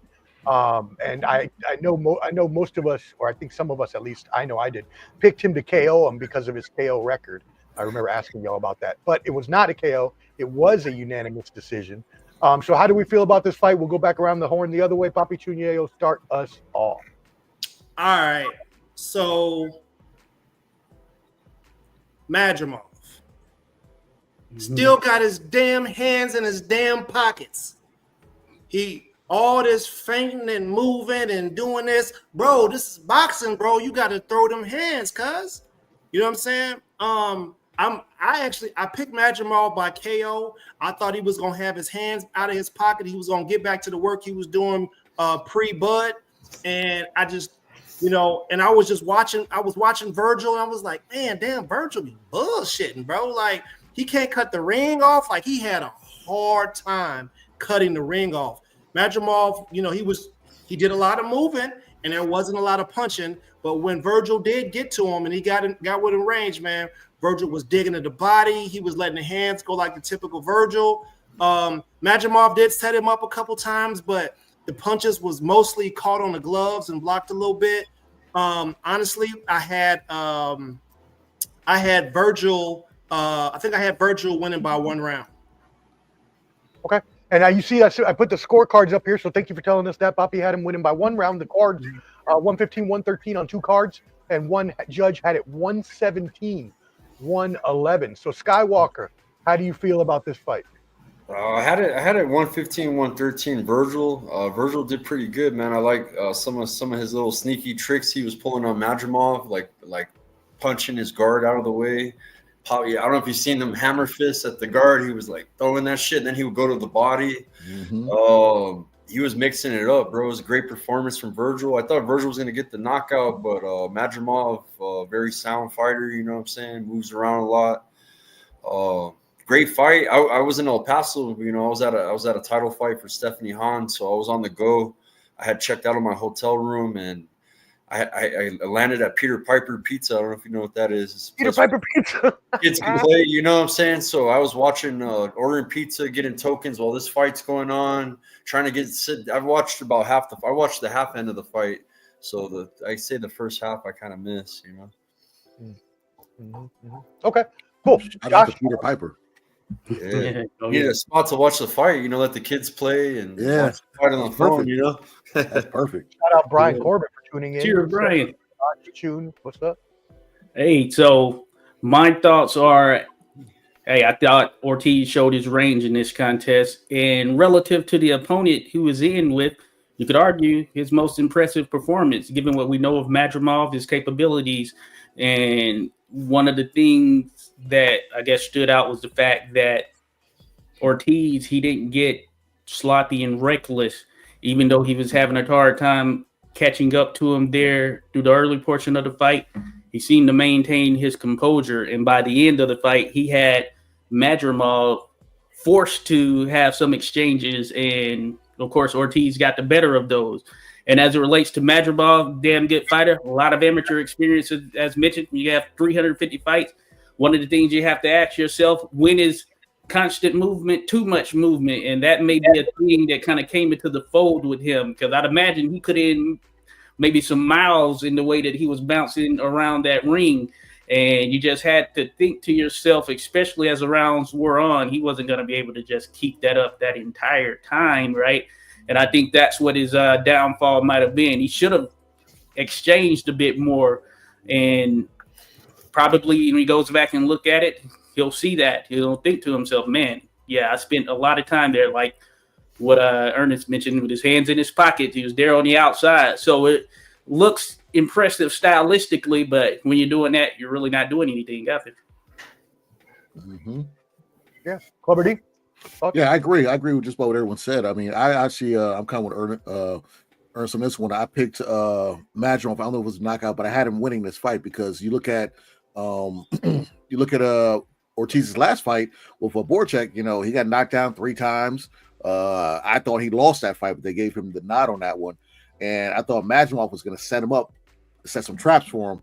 And I didn't think that his boxing skill level was at that point as at the level of Madrimov's, but showed me a lot. And as Skywalker said, he would peel the guard down, and you think he'd go over top, but he's digging at the body. You know, he was doing a lot of stuff like that to trick Madrimov, and then made Madrimov stop doing his little herky jerky hands by his knees to stand his ground type and really fight. So I thought Vergil Ortiz fought the best fight against Madrimov. It showed me a lot. So, but I had him up by about 2 points. I thought it was a 2-point fight. That one score, I forgot what he put up there. That was a little ridiculous, but that's kind of the theme of this whole card. There's always that one person, that one ugly duckling judge that does what he does. Yeah, Morning Wombat says Vergil showed a new level. He was very effective in limiting Madrimov's movement. He showed creativity in his combination punching and some tricks with his guard manipulation. He's not just a puncher. Oh, yeah. True. I agree with that. He's more than a puncher there. I picked him coming in, but honestly, I thought it would be a little bit of a more different fight. I thought that Madrimov would fight a bit more in the pocket, but yeah, that didn't happen until late, and he really didn't have a choice but to do it at that point. Mm-hmm. Yeah, and Brian, oh, sorry about that. Go ahead. No, Madrimov fell in love with the that Marcus Maidana punch where you punch on top of the head. The corkscrew thing. Yeah, he did, like, he went to the bag with that way too much. He should have threw some regular ass left hooks. You know, it's just I just didn't. I saw his skill level with the feet, but man, we over that amateur stuff. Hey, y'all folks in Ukraine, listen, man, that footwork stuff is great for the amateurs. Yeah, but man, in the professionals, man, we sit there trying to see, move a little bit and bang. Don't be 2 feet out of the way when it's time to counter. Like, that's was it me? Or was the ref a little too much on Madrimov? Every time they pulled him apart, he was no, don't do this, don't do that. And I was like, Ortiz doing some stuff. Why are you all up on Madrimov this whole fight? But I thought the ref was kind of biased, as my dog is doing something over there. A little bias being too hard on Madrimov, but that was just me. Let me say this about the card. I want to know if any of you guys noticed this. Did you guys notice that the energy there is mad different? Because they got money. They spent a lot. That was only like 7,000 people. So I think it's they moved it. Apparently, they moved it from a larger arena it was going to be in, or stadium, whatever. It's like 26,000 or something, or 20-something thousand. I'm guessing, to this smaller venue. Yeah, it's a smaller venue. I think the smaller venue is probably the ticket prices were so those fans aren't kind of like us, you know, we're they're kind of like, okay. Yeah. They give the Japanese fans a run for their money. Yeah. For me, that's exactly why they can't have it. They can't have the whole thing. You can't have the whole thing, man. You don't got the right type of crowd there. They're not die-hard boxing fans. Some of them cats are just probably over there just they on vacation chilling somewhere and there's something to do. Like, they just got a liquor license, I want to say maybe 2 years ago, after like 90 years of no alcohol. I was trying to count the amount of women in the crowd. I was like, let me see. Not a lot. Go one right there. They're never a lot. She ain't covered. Yeah, there are never a lot of women there. And you know, one of the things I was thinking about as well is I wonder how much or how many of those tickets are actual like paying customers, or these are just comps. I'd have figured like the majority of them, they're just complimentary tickets. That's the vibe that I get when I see some of these events like that they put on there. You think about it, one row of people, probably in the third row near Turkey Al Sheikh, that whole row, their bank account is probably like, you know, how many other boxing cards put together. Yeah. What you saw was what we call a plantation master, a plantation owner. Everybody in that second row owns some type of plantation somewhere. Those were billionaires. Yeah. They're billionaires who enjoy sports. So You see some weird looking people, you know what I'm saying? Like they got bread. And and I agree with Josh. I think a lot of it was just like he buys the tickets and then gives them out to his friends, family, close acquaintances, business clients, things like that. So hey man, you can fly me over. Yeah. I'll take the stipend. What's up with it? Right. Turkey, holla at us, Turkey. Come on. They're trying to promote more tourism. I know that for a fact. That's like their main goal. They want tourism. You know what I'm saying? They are, but one of the issues is going to come into play in the future is the fact that they're still not fully allowing people to drink alcohol. For like the World Cup, they're not having any alcohol at all. So you can't expect soccer fans to want to go travel to Saudi Arabia when soccer fans are very heavy drinkers anyways. Mm-hmm. And you expect them not to want to drink while they're cheering on their team. Same thing with boxing. I agree. I agree that I think we're seeing sort of the Saudi expansion here real time. We're living it real time. So it'll be interesting, say 30 years from now, where they are, because we're just getting this real introduction to them. And I think that they are still evolving societally, and it's going to take a little bit. They do it, bro. They're the like Lions will have full bellies. Because the first dude to get drunk and be like, hey, Turkey, I heard you ain't got no drawers on, cuz feed them to the Lions. Yeah. Hey, I'm not flying over there with you, Papi Choon Yayo. I tell you that. Right. Papi gonna get us all hacked up. Bro, I used to get people in trouble in the military because I'd be cracking jokes and laughing under my breath, and the person next to me be laughing. Yeah, learn how to hold it. Great.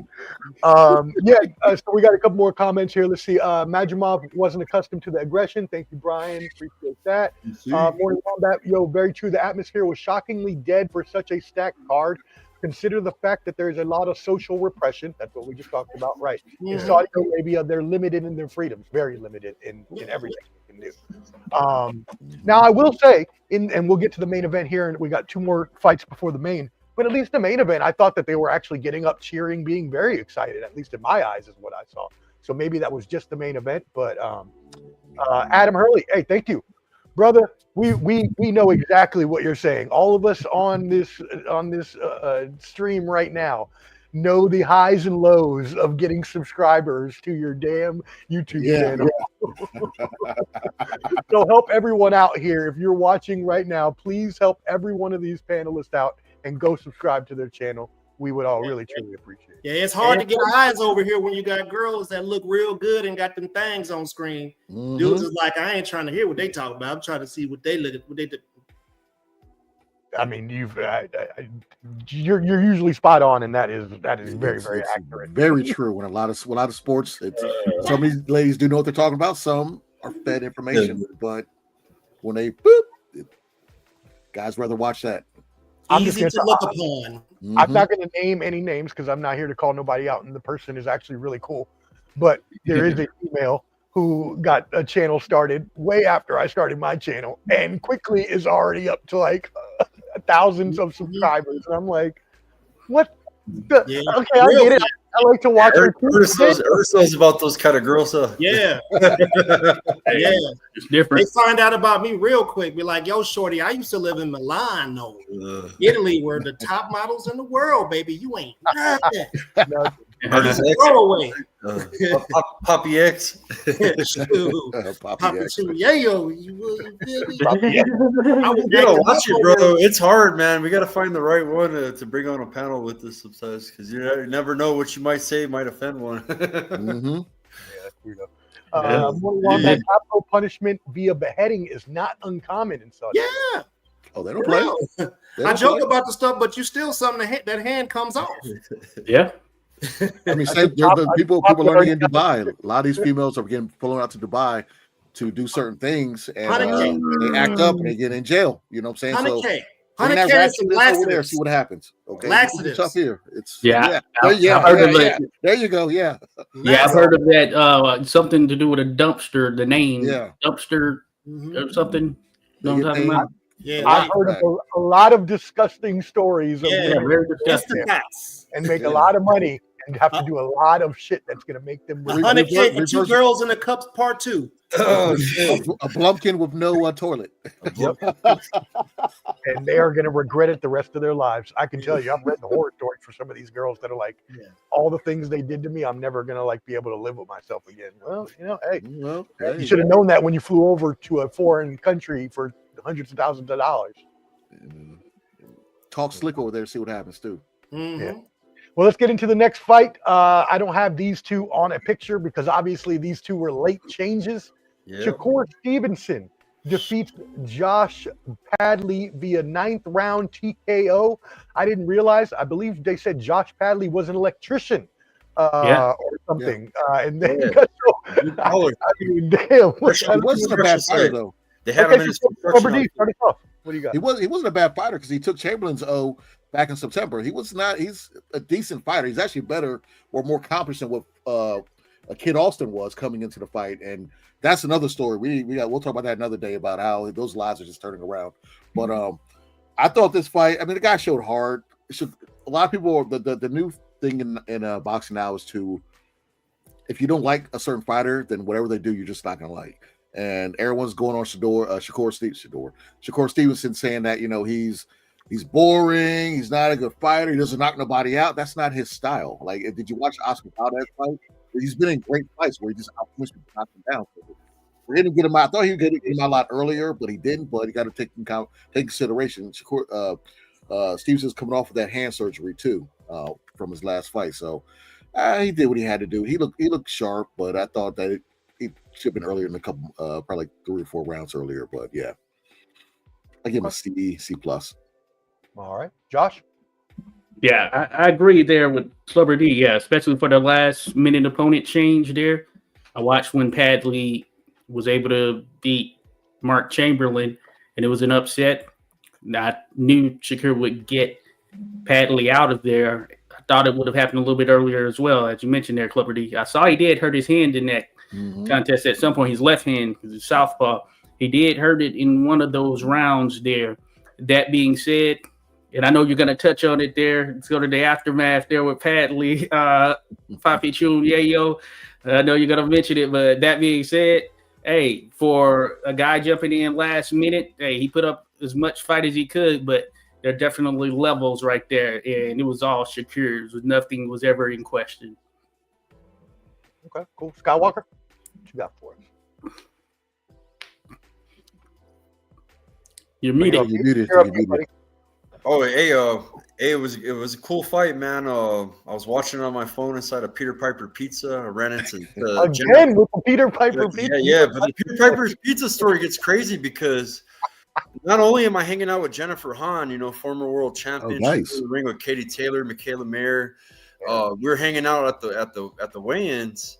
The next day, when I had to check out the hotel. I got to take my kids somewhere. I got to watch the fight on my phone, burn some time, and you know what I mean. I'm gonna go visit some family after the fights are done until the fights start at night, And Jennifer Hahn's in the same Peter Piper with her kids, so we watched that fight together. I watched the fight with Jennifer Hahn, bro, and it was weird because El Paso's a big city, and there's like 6 Peter Piper locations. I went all the way to like my area of town, the Northeast where I grew up. And I went to the Peter Piper, took my kids there, and she was in there. So it was just like coincidence, bro. It was cool. But we were able to watch the Shakur fight. Padley came out looking good, man. Everybody was kind of shocked at Padley in the beginning. I think Shakur was just allowing him to look good. You know what I'm saying? But then Shakur became Shakur. You know what I mean? And I agree. I think he could have got him out of there way earlier. I think he was playing with his food a little bit. And still, Shakur looked good, man. He's got good defense. He had Padley really frustrated. I don't know. He just had that look of frustration on his face. He couldn't get to Shakur. So, but yeah, it was a good attempt from him. Hopefully, he can get some good fights from this. Yeah,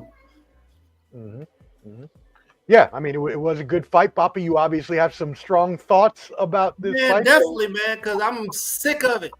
I gotta cook on this a little bit, right?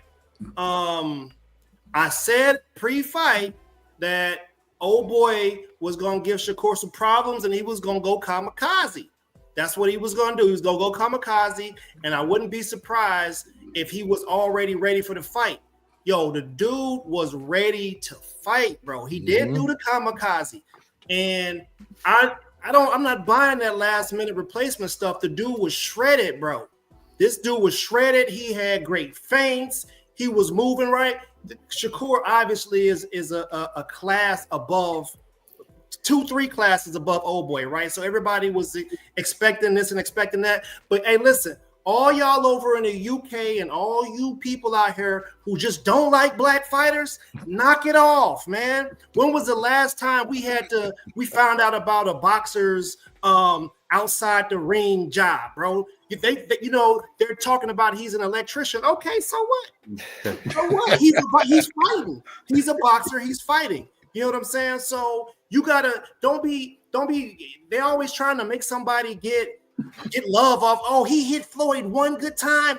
He's the best ever. Let's run his checkup. How do you become like a city hero for going in there and taking a one-sided ass whooping?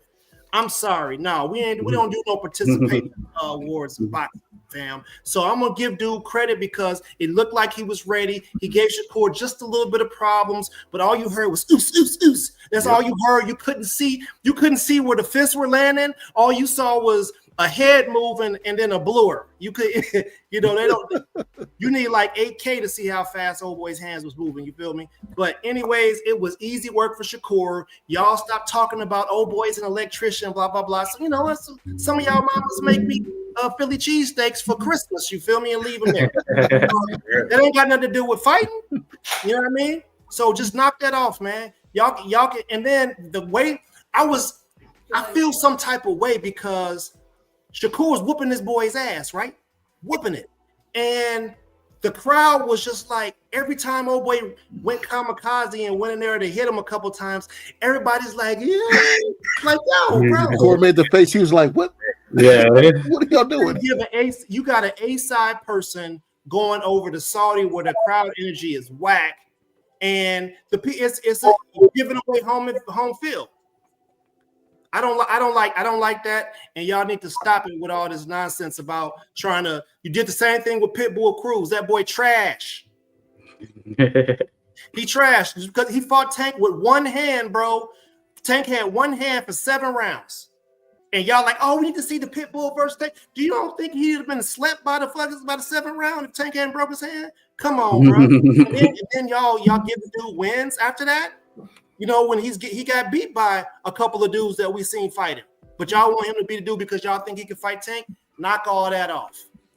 Just knock it off. It's not necessary. I feel you on that, bruh. Man, online everybody's talking about electrician hung 7 rounds with Shakur. Maybe y'all think that maybe it took Shakur a little while to figure out. Because them dudes is weird, bro. They got weird rhythm. They ain't on no drum beat stuff. They on the off beat and some of the every other off beat type stuff. I think every fight at least has 1 or 2 backup people that say, hey, stay in shape just in case. You know, not a full training camp. I know UFC has alternates. They'll even say who their alternates are on certain fights. But for this card, I think Padley had to be a known person to be, hey, just in case, just stay in shape. You never know. We're gonna have to talk about that last minute replacement stuff too, because they put some bad info out when we get to this other. That messed my pick. They put some bad information. That messed me up. They put some man. My man was back at the Democratic Republic of the Congo. You know what I'm saying? Getting rubbed down. Yeah, I think that screwed everybody up. We're gonna get into that right. Yeah, look like the landlord from Coming to America. Man was back home eating buffalo bison meat. Crazy, crazy. Horse meat. Bison. Bad news, Brown don't get the hell out the ring. What's he? Not in shape. We got to kill him. Yeah. Morning Wombat says, I believe Shakur is the truth and the best in the world at 35 or 40. The hate baffles me because he has pound for pound level skills, phenomenal defense. I think he can probably outbox guys like Tank and Keyshawn Davis. What do y'all think about that? Ooh, we'll never see Keyshawn fight, I don't think, but we'll find out Saturday with Tank, right? We'll see how he handles Roach. Tank don't want it. I don't think so. He knows the style. It's just that style. I think we'll see Shakur versus Devin Haney before we see a Tank versus Shakur. They can't negotiate, man. It's hard for any of them, man, to make them fights happen, huh? It's bad for boxing. Very bad. Yeah, and I like Shakur. Yeah, I agree with Morning Wombat or whomever said that. Yeah, I think pound for pound talent right there. Stylistically, hey, I like him. And he goes for it. You know, he's not just a super safety first guy. I know that De Los Santos fight, you know, he took a lot of heat from that. But by that same token, De Los Santos, I think he almost all or close to it as far as his victories were knockouts, and he wasn't exchanging in that contest. I mean, he beat Teofimo. Ugly style match.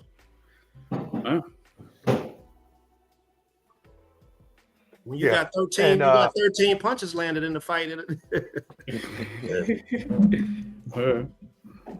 Yeah, he's talked to Mayweather. I think he got with Mayweather's person or these. I know he's bringing in Mayweather for advice to help with his hands because Mayweather had terrible hand problems. Man, it's that speed, bro. And if you look at physics, you start looking at acceleration and stuff like that. When you throw speed like that, you run it. I mean, it's basically power. Being fast. Understand. The way he gets in and out, and the way he can cut the ring off, and that's not normal in boxing. Okay, only a few fighters can do that, but they don't appreciate that because it's not a. Oh no, they appreciate it. They appreciate it when Lomachenko do it. Who also because he doesn't more run. than 120 punches in a fight. Yeah, true. Oh, look at that move. You know what we heard during the Majimov fight? I'm sorry, I just got to say this. We heard a lot of storytelling. When a motherfucker moving around the ring so much, you start hearing the announcers start telling stories and shit. And because there ain't no action happening. You know what I'm saying? It's like they feeding the audience a big. You gotta start like making up content just on the spot because there ain't enough action. Because we run when we do it. We run when we elude stuff. We're runners. But when other people do it, it's like seeing that person with fair skin breakdance. Oh, look at Kid Rock, he can breakdance. And then when you see, someone else do it, you're giving them the Elvis treatment. Okay. Gotta see me break dance, bro. I'm a beast. You see break dance on buildings and stuff. Shoot. I got the windmill still, and I got the one-handed handspin. I got the up rock. You know what I'm saying? I used to break back in the day, man. It's like riding a bike. Breaking electric boogaloo over here. What's happening? Morning Wombat, the head injury problems are by far his biggest weakness, in my opinion. Is what he says. Continues on about Shakur. A little bit of validity all right, there. we got a question. Morning Wombat. Wait, what do y'all think about the Kid Austin situation? So this was just mentioned. We talked Get away from your dad on the last show. What do y'all?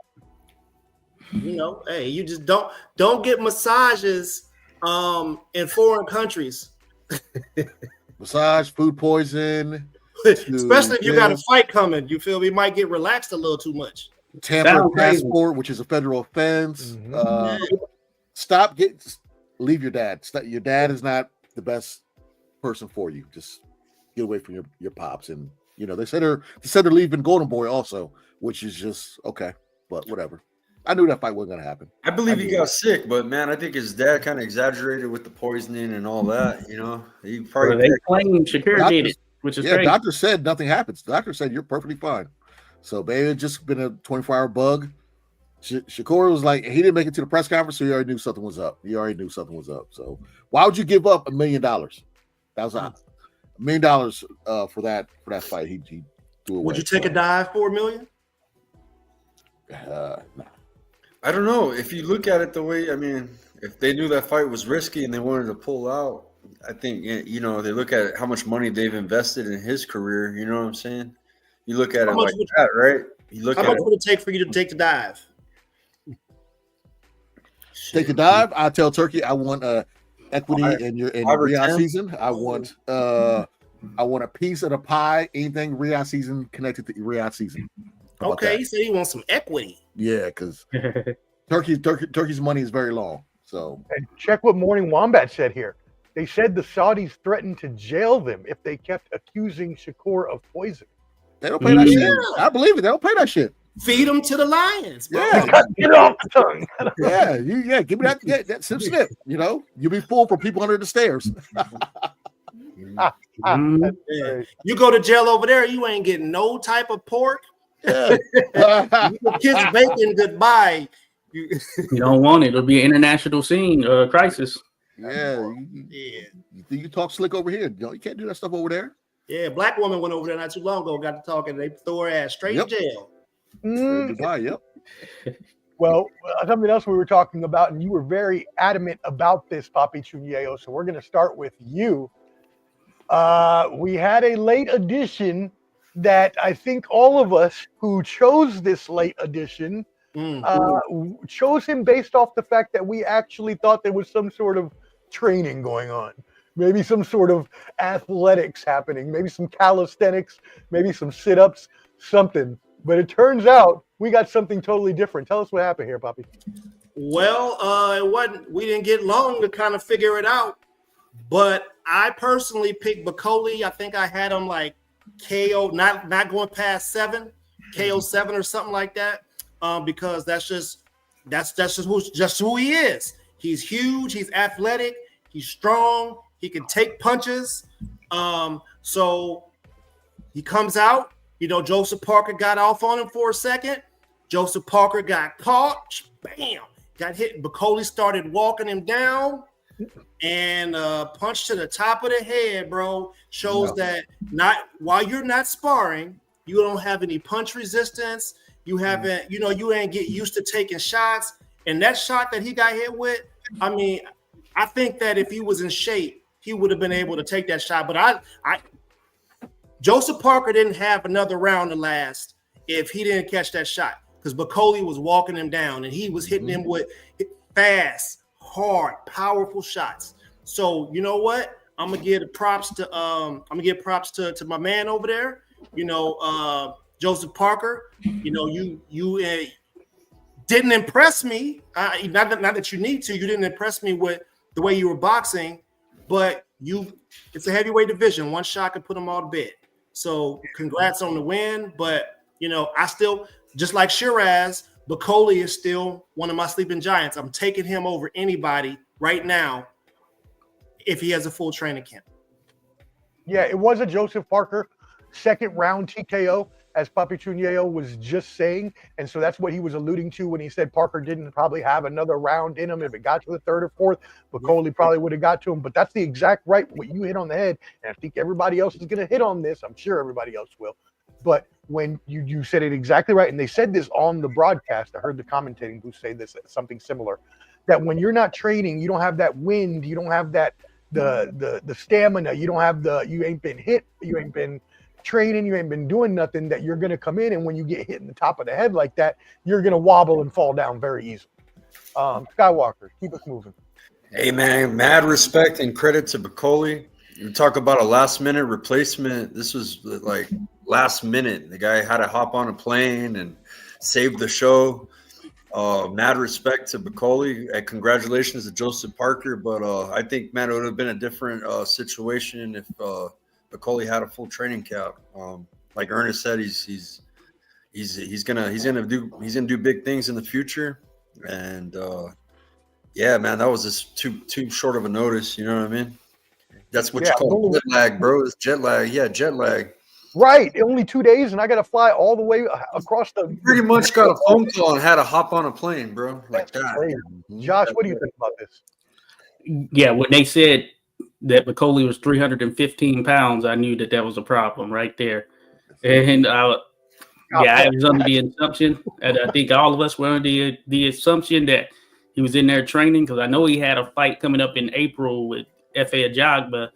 But yeah, if you're 315 pounds, it's hard to just give you that validity as far as going in there and getting a win over another elite heavyweight there. And I think that Parker, it's a double-edged sword for both. His last minute for Parker as well, but he had bulked up a bit more, put on more weight, because he came in at 267, which may be the heaviest he's ever been, but he was preparing for Dubois. But that being said, Bivol, for a guy being out of shape, he was getting a little bit of work in, and he took a big shot right before that one that kind of took his equilibrium out. But that being said, it's just the weight for me. As soon as I saw that, I knew that, hold up, this might not go how I thought it would. Well, and like you said, Joseph Parker was training. at least he was training for something. Like, he might have not been training for that opponent, but at least he was training, whereas McCauley was doing nothing. And Cubby, we're going to come to you, but this is a hilarious comment from Morning Wombat. He looks like he ate the Martin McCauley that beat up Gary. That's tremendous. He says, I've watched all his fights, and he's never been that out of shape. He landed the day after the fight. Have y'all ever seen that? Clever D, what are your thoughts about this fight? I mean, Morning Wombat, he's 100% correct about that. I mean, you look at it. I saw a video, and that's why I got a little. I was like, damn! Like, I wanted to change my pick when I saw the weight that he weighed in as, and then they saw a video of him walking in the airport at 2 or 3 in the morning with a tight ass outfit. And they're like, oh yeah, my manager had to grab me something, and it's all they could find. So when I saw the weight, and then I saw him come to the ring, I said, oh boy, and he literally looked like the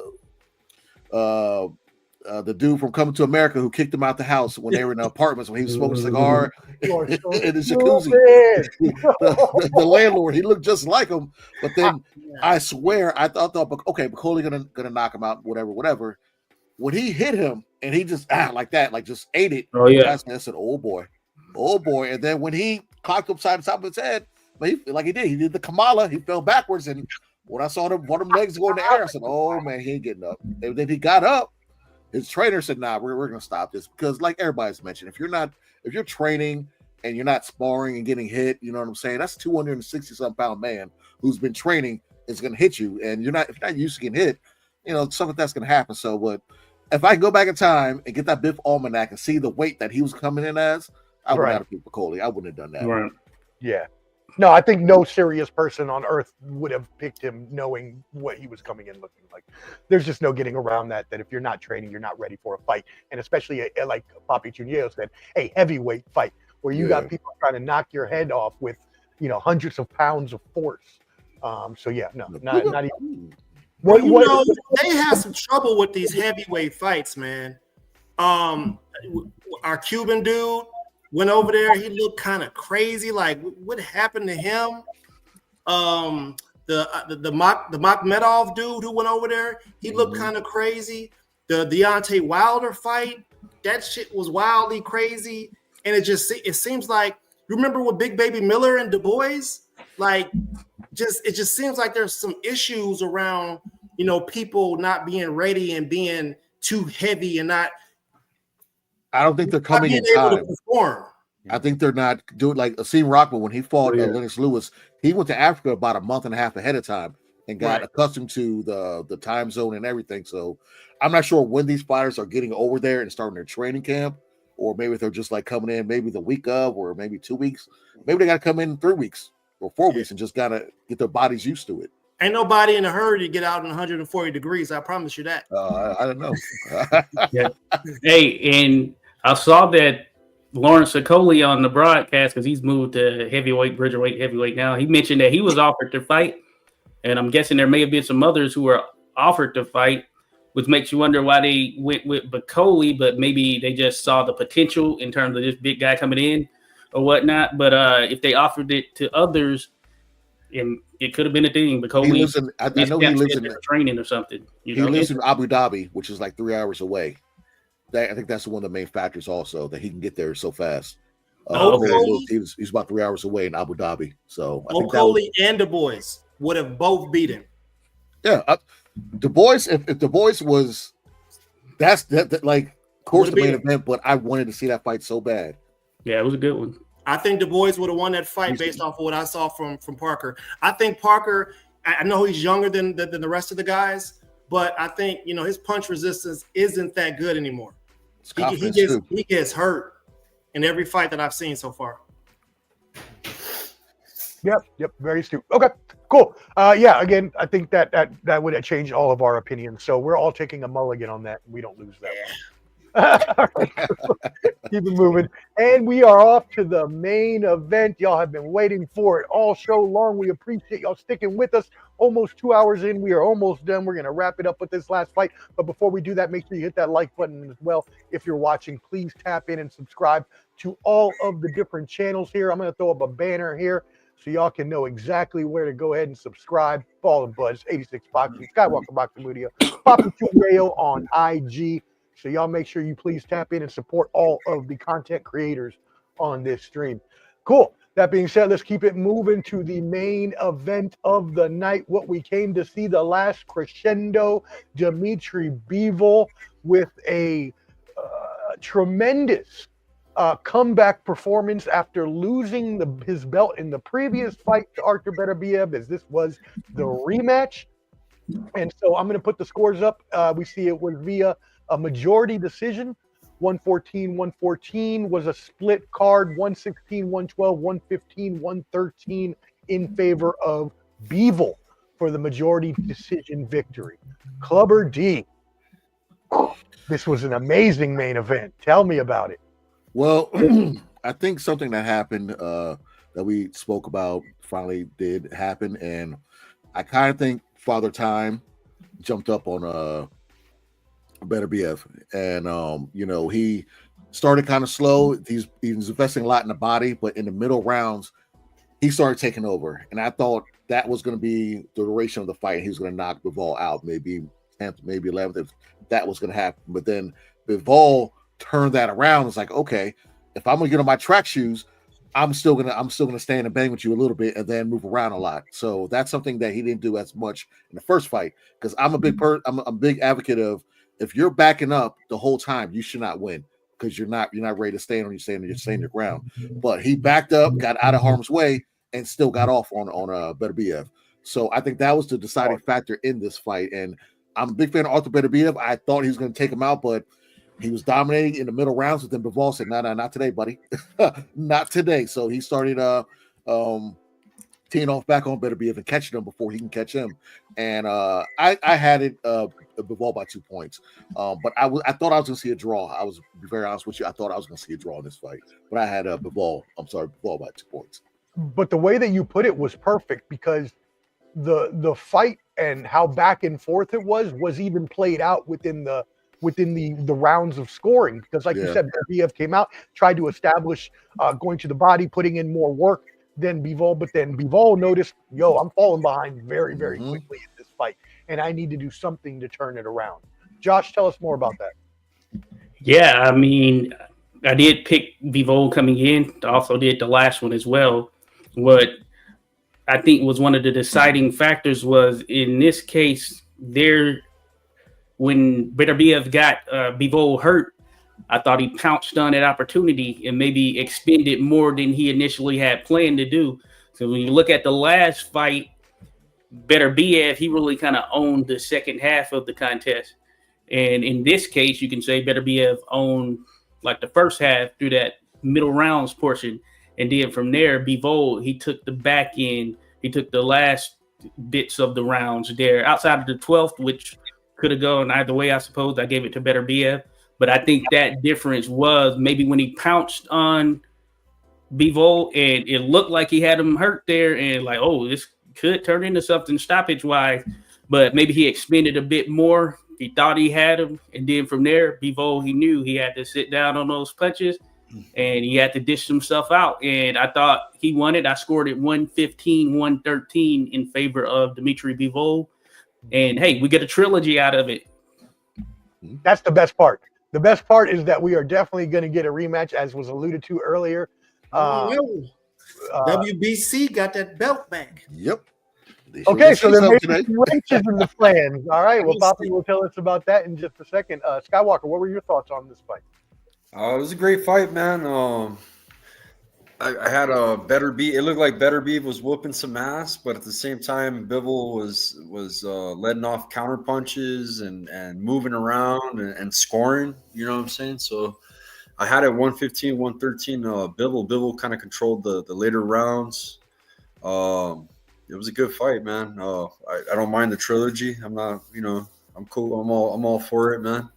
I had Beterbiev by knockout, but it didn't happen. Bivol's, just master boxer, man. He's great. Yeah, and that's exactly what happened, because then in those middle rounds, Bivol won those probably 4 rounds in a row, probably from 5 to you could throw up 7. 7 was kind of up in the air for me, but 5 through 8, pretty much most people had him winning. And I'm going to bring up the cards before we go to Papi, because I do have that card here, but or the scores, excuse me. But also, Beterbiev did well to come back after that and see that he was falling behind, and he needed to step it up. And that's what made it great, the back and forth action. And so you can see the 3 scorecards here on your screen, which will indicate to you why these were so close. But yeah, Papi, I think we all had it so far, because I had it 115, 113 as well for Bivol. So it looks like we've had that across the board. What did you think? Well, I had first of all, I picked Beterbiev like for KO 11.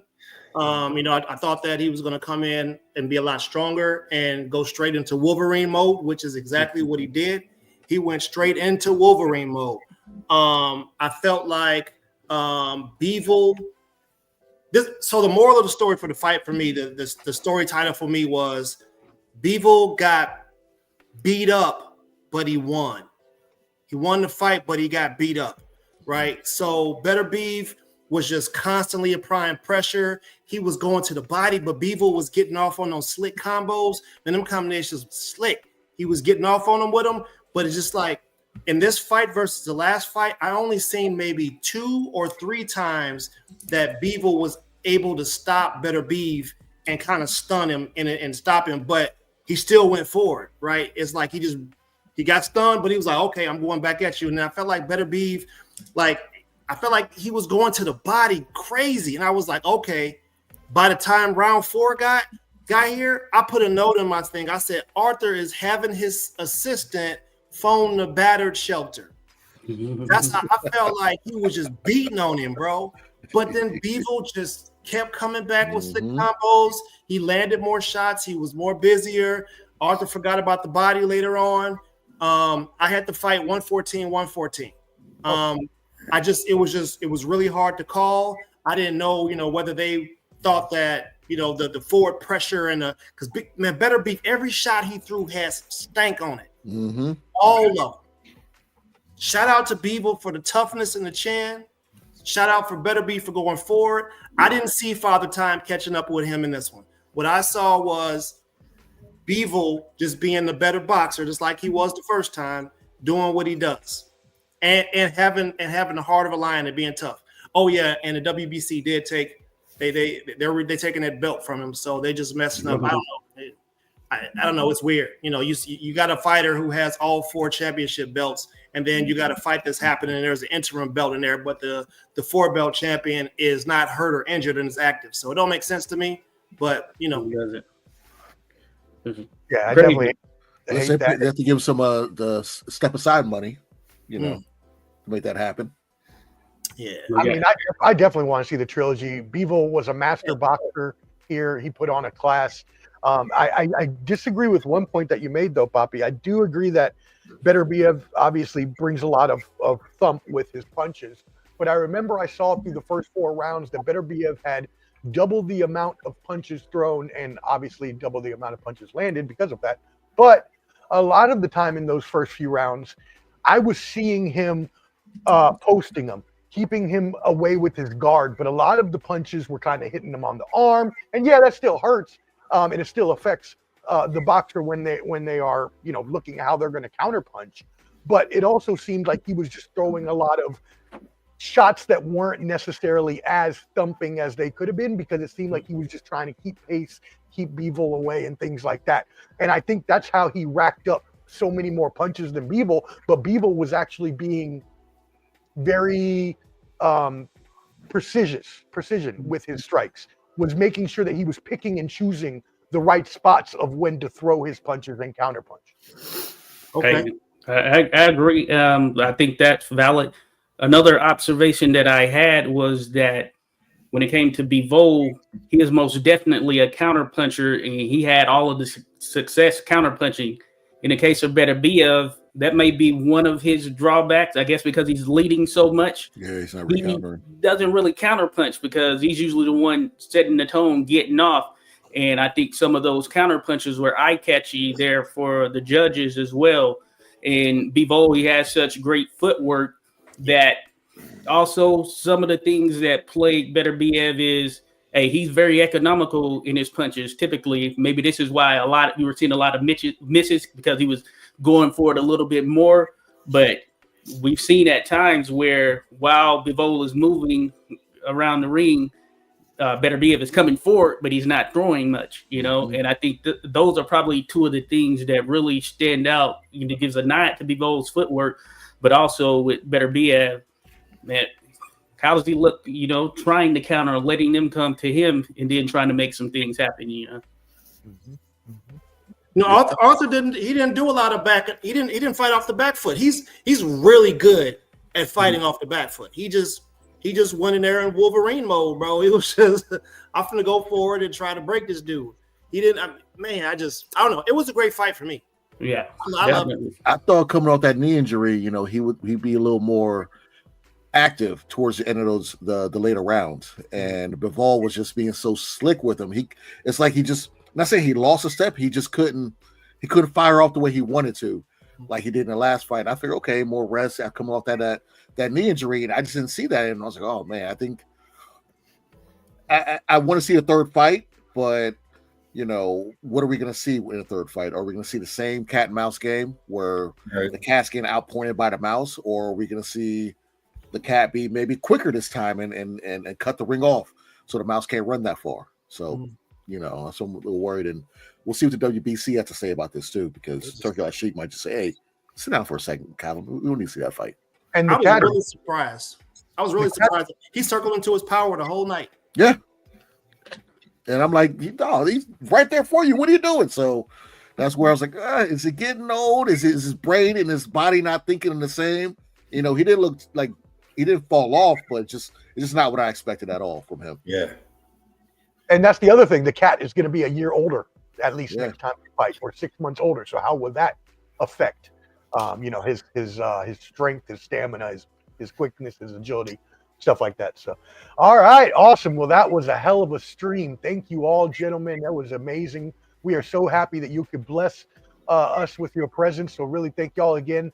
I want everybody to go ahead and give out your socials so people know where to subscribe and follow y'all at. So Josh, start us off, brother. Of course, 86 Sports, 86 Boxing, especially if you're into boxing, hit me up. Thanks. Boxing historian right there, y'all. Make sure you check out his YouTube channel. Has great documentaries on old school boxers. Skywalker, let them know where you at. Skywalker Boxing Media on YouTube and Instagram, Facebook Skywalker Boxeo, and it's Team Mo Boxing, no problem. And we're on Instagram and YouTube. Yeah. There we go. All right. Papi Choon Yayo. How about you? Yeah, y'all can find me on IG at Papi Choon Yayo. You could DM me there for the interviews and things like that. You can also find some of my clothing brands at Bell's Deep Clothing on IG and Bones Deep Clothing for the animals. You feel me? Definitely go out and support. All of us are trying to, you know, make it big and make it somewhere with, you know, whatever we got going on. So make sure you please tap in with all of these people. I'll put in a comment right here so you know right there in the writing. Clubber D, let them know where you're at and any final thoughts. Hey, you guys want to catch me? You catch me at Clubber.d on TikTok. But if you really want to get at me, just add Ball and Buds on IG. You know, we're all the same, and I will get back to you on all the questions. And a lot of y'all are blowing up our Gmail right now. I'm not going to read some of the stuff you want me to do to some of y'all's moms, but you know, we'll relax on Gmail stuff. We got the next mailbag. We got to do that, Omar. So we got a lot of stuff on there about people's moms. Definitely got to hit the mailbag up next episode. Make sure you email ClubberD_BNB for Ball and Buds, ClubberDBNB at Gmail. For any fan mailbag questions, we'll be back next week with our UFC 313 preview next Thursday, 8 p.m. Y'all make sure you subscribe at Ball and Buds, handy QR code up top. You can scan that, find our link tree, which will have our YouTube, our IG, Clubber D's TikTok, Bottom Line Sports, all that good stuff. Thank you, Rock, Chalk, and thank you, everybody who tuned in today. We really appreciate y'all hanging with us. And we really appreciate everybody that's going to hand out and subscribe to these channels. Again, they're right there on your screen. Make sure you give them a like and a subscribe, and we really appreciate it. Any final thoughts, gentlemen? Follow 86 Sports to my audience that's tuned in. I got your link pinned in my chat, Ball and Buds, and then 86 Boxing has his new channel because his other channel is focused on history. This is 86 Sports too, covers a lot of the current stuff. So if you guys are not subscribed, subscribe to Josh's channel right there. Yes, sir. Yeah, make sure you Yeah, subscribe. my brother, he got his YouTube channel. It's live right now, so we're live on Papi Choon Yayo's as well. Yes, sir. Awesome. Josh, what's that you got up there? I saw you holding something up. What was it? Oh, my little Ali Funk Popo. Oh, there you go. I was like, Josh got a Josh bobblehead. Yeah, I know. Josh got his own joint. I love Josh it. got his own bobblehead. That's dope. I thought that was Michelle Rivera. Oh yeah. That's hilarious. All right, well, we're gonna get out of here. Go hit the green room. We'll catch y'all next time. Again, please make sure that you subscribe to all those channels that I put up there for you. And we wish y'all a great night, an amazing evening. Enjoy that Tank Davis versus Lamont Roach fight this weekend. He's with the millions. It's that world heavyweight flow. Championship belt wrapped around my waist. Yo, I got that Ric Flair figure flow. Slam you on the pavement, that's why they call me Street Pro. Create heat on beat flow. Like Jordan after the second time he three-peated, folks. Get ready, set, let's go. Fight toe to toe, release the flow created by this mic pro. Lights, camera, get low. Action packed, back to back. In fact, this monster will grow. Y'all better let him know. Man with the master plan, and you have no need to know. Hard like winter cold. Bust these fools, anything less than killing whack rappers is a crime. I stay trying to get mine. Stacking value, packing venues, winning over time. Ain't no fine timeline. Open your eyes and looking for the best, and this is what you find. Game is only for the bold. You came prepared, now get ready for the show. Introducing from parts unknown, your UFC and combat sports insider, Clever D, the Combat G, and the Sports Professor.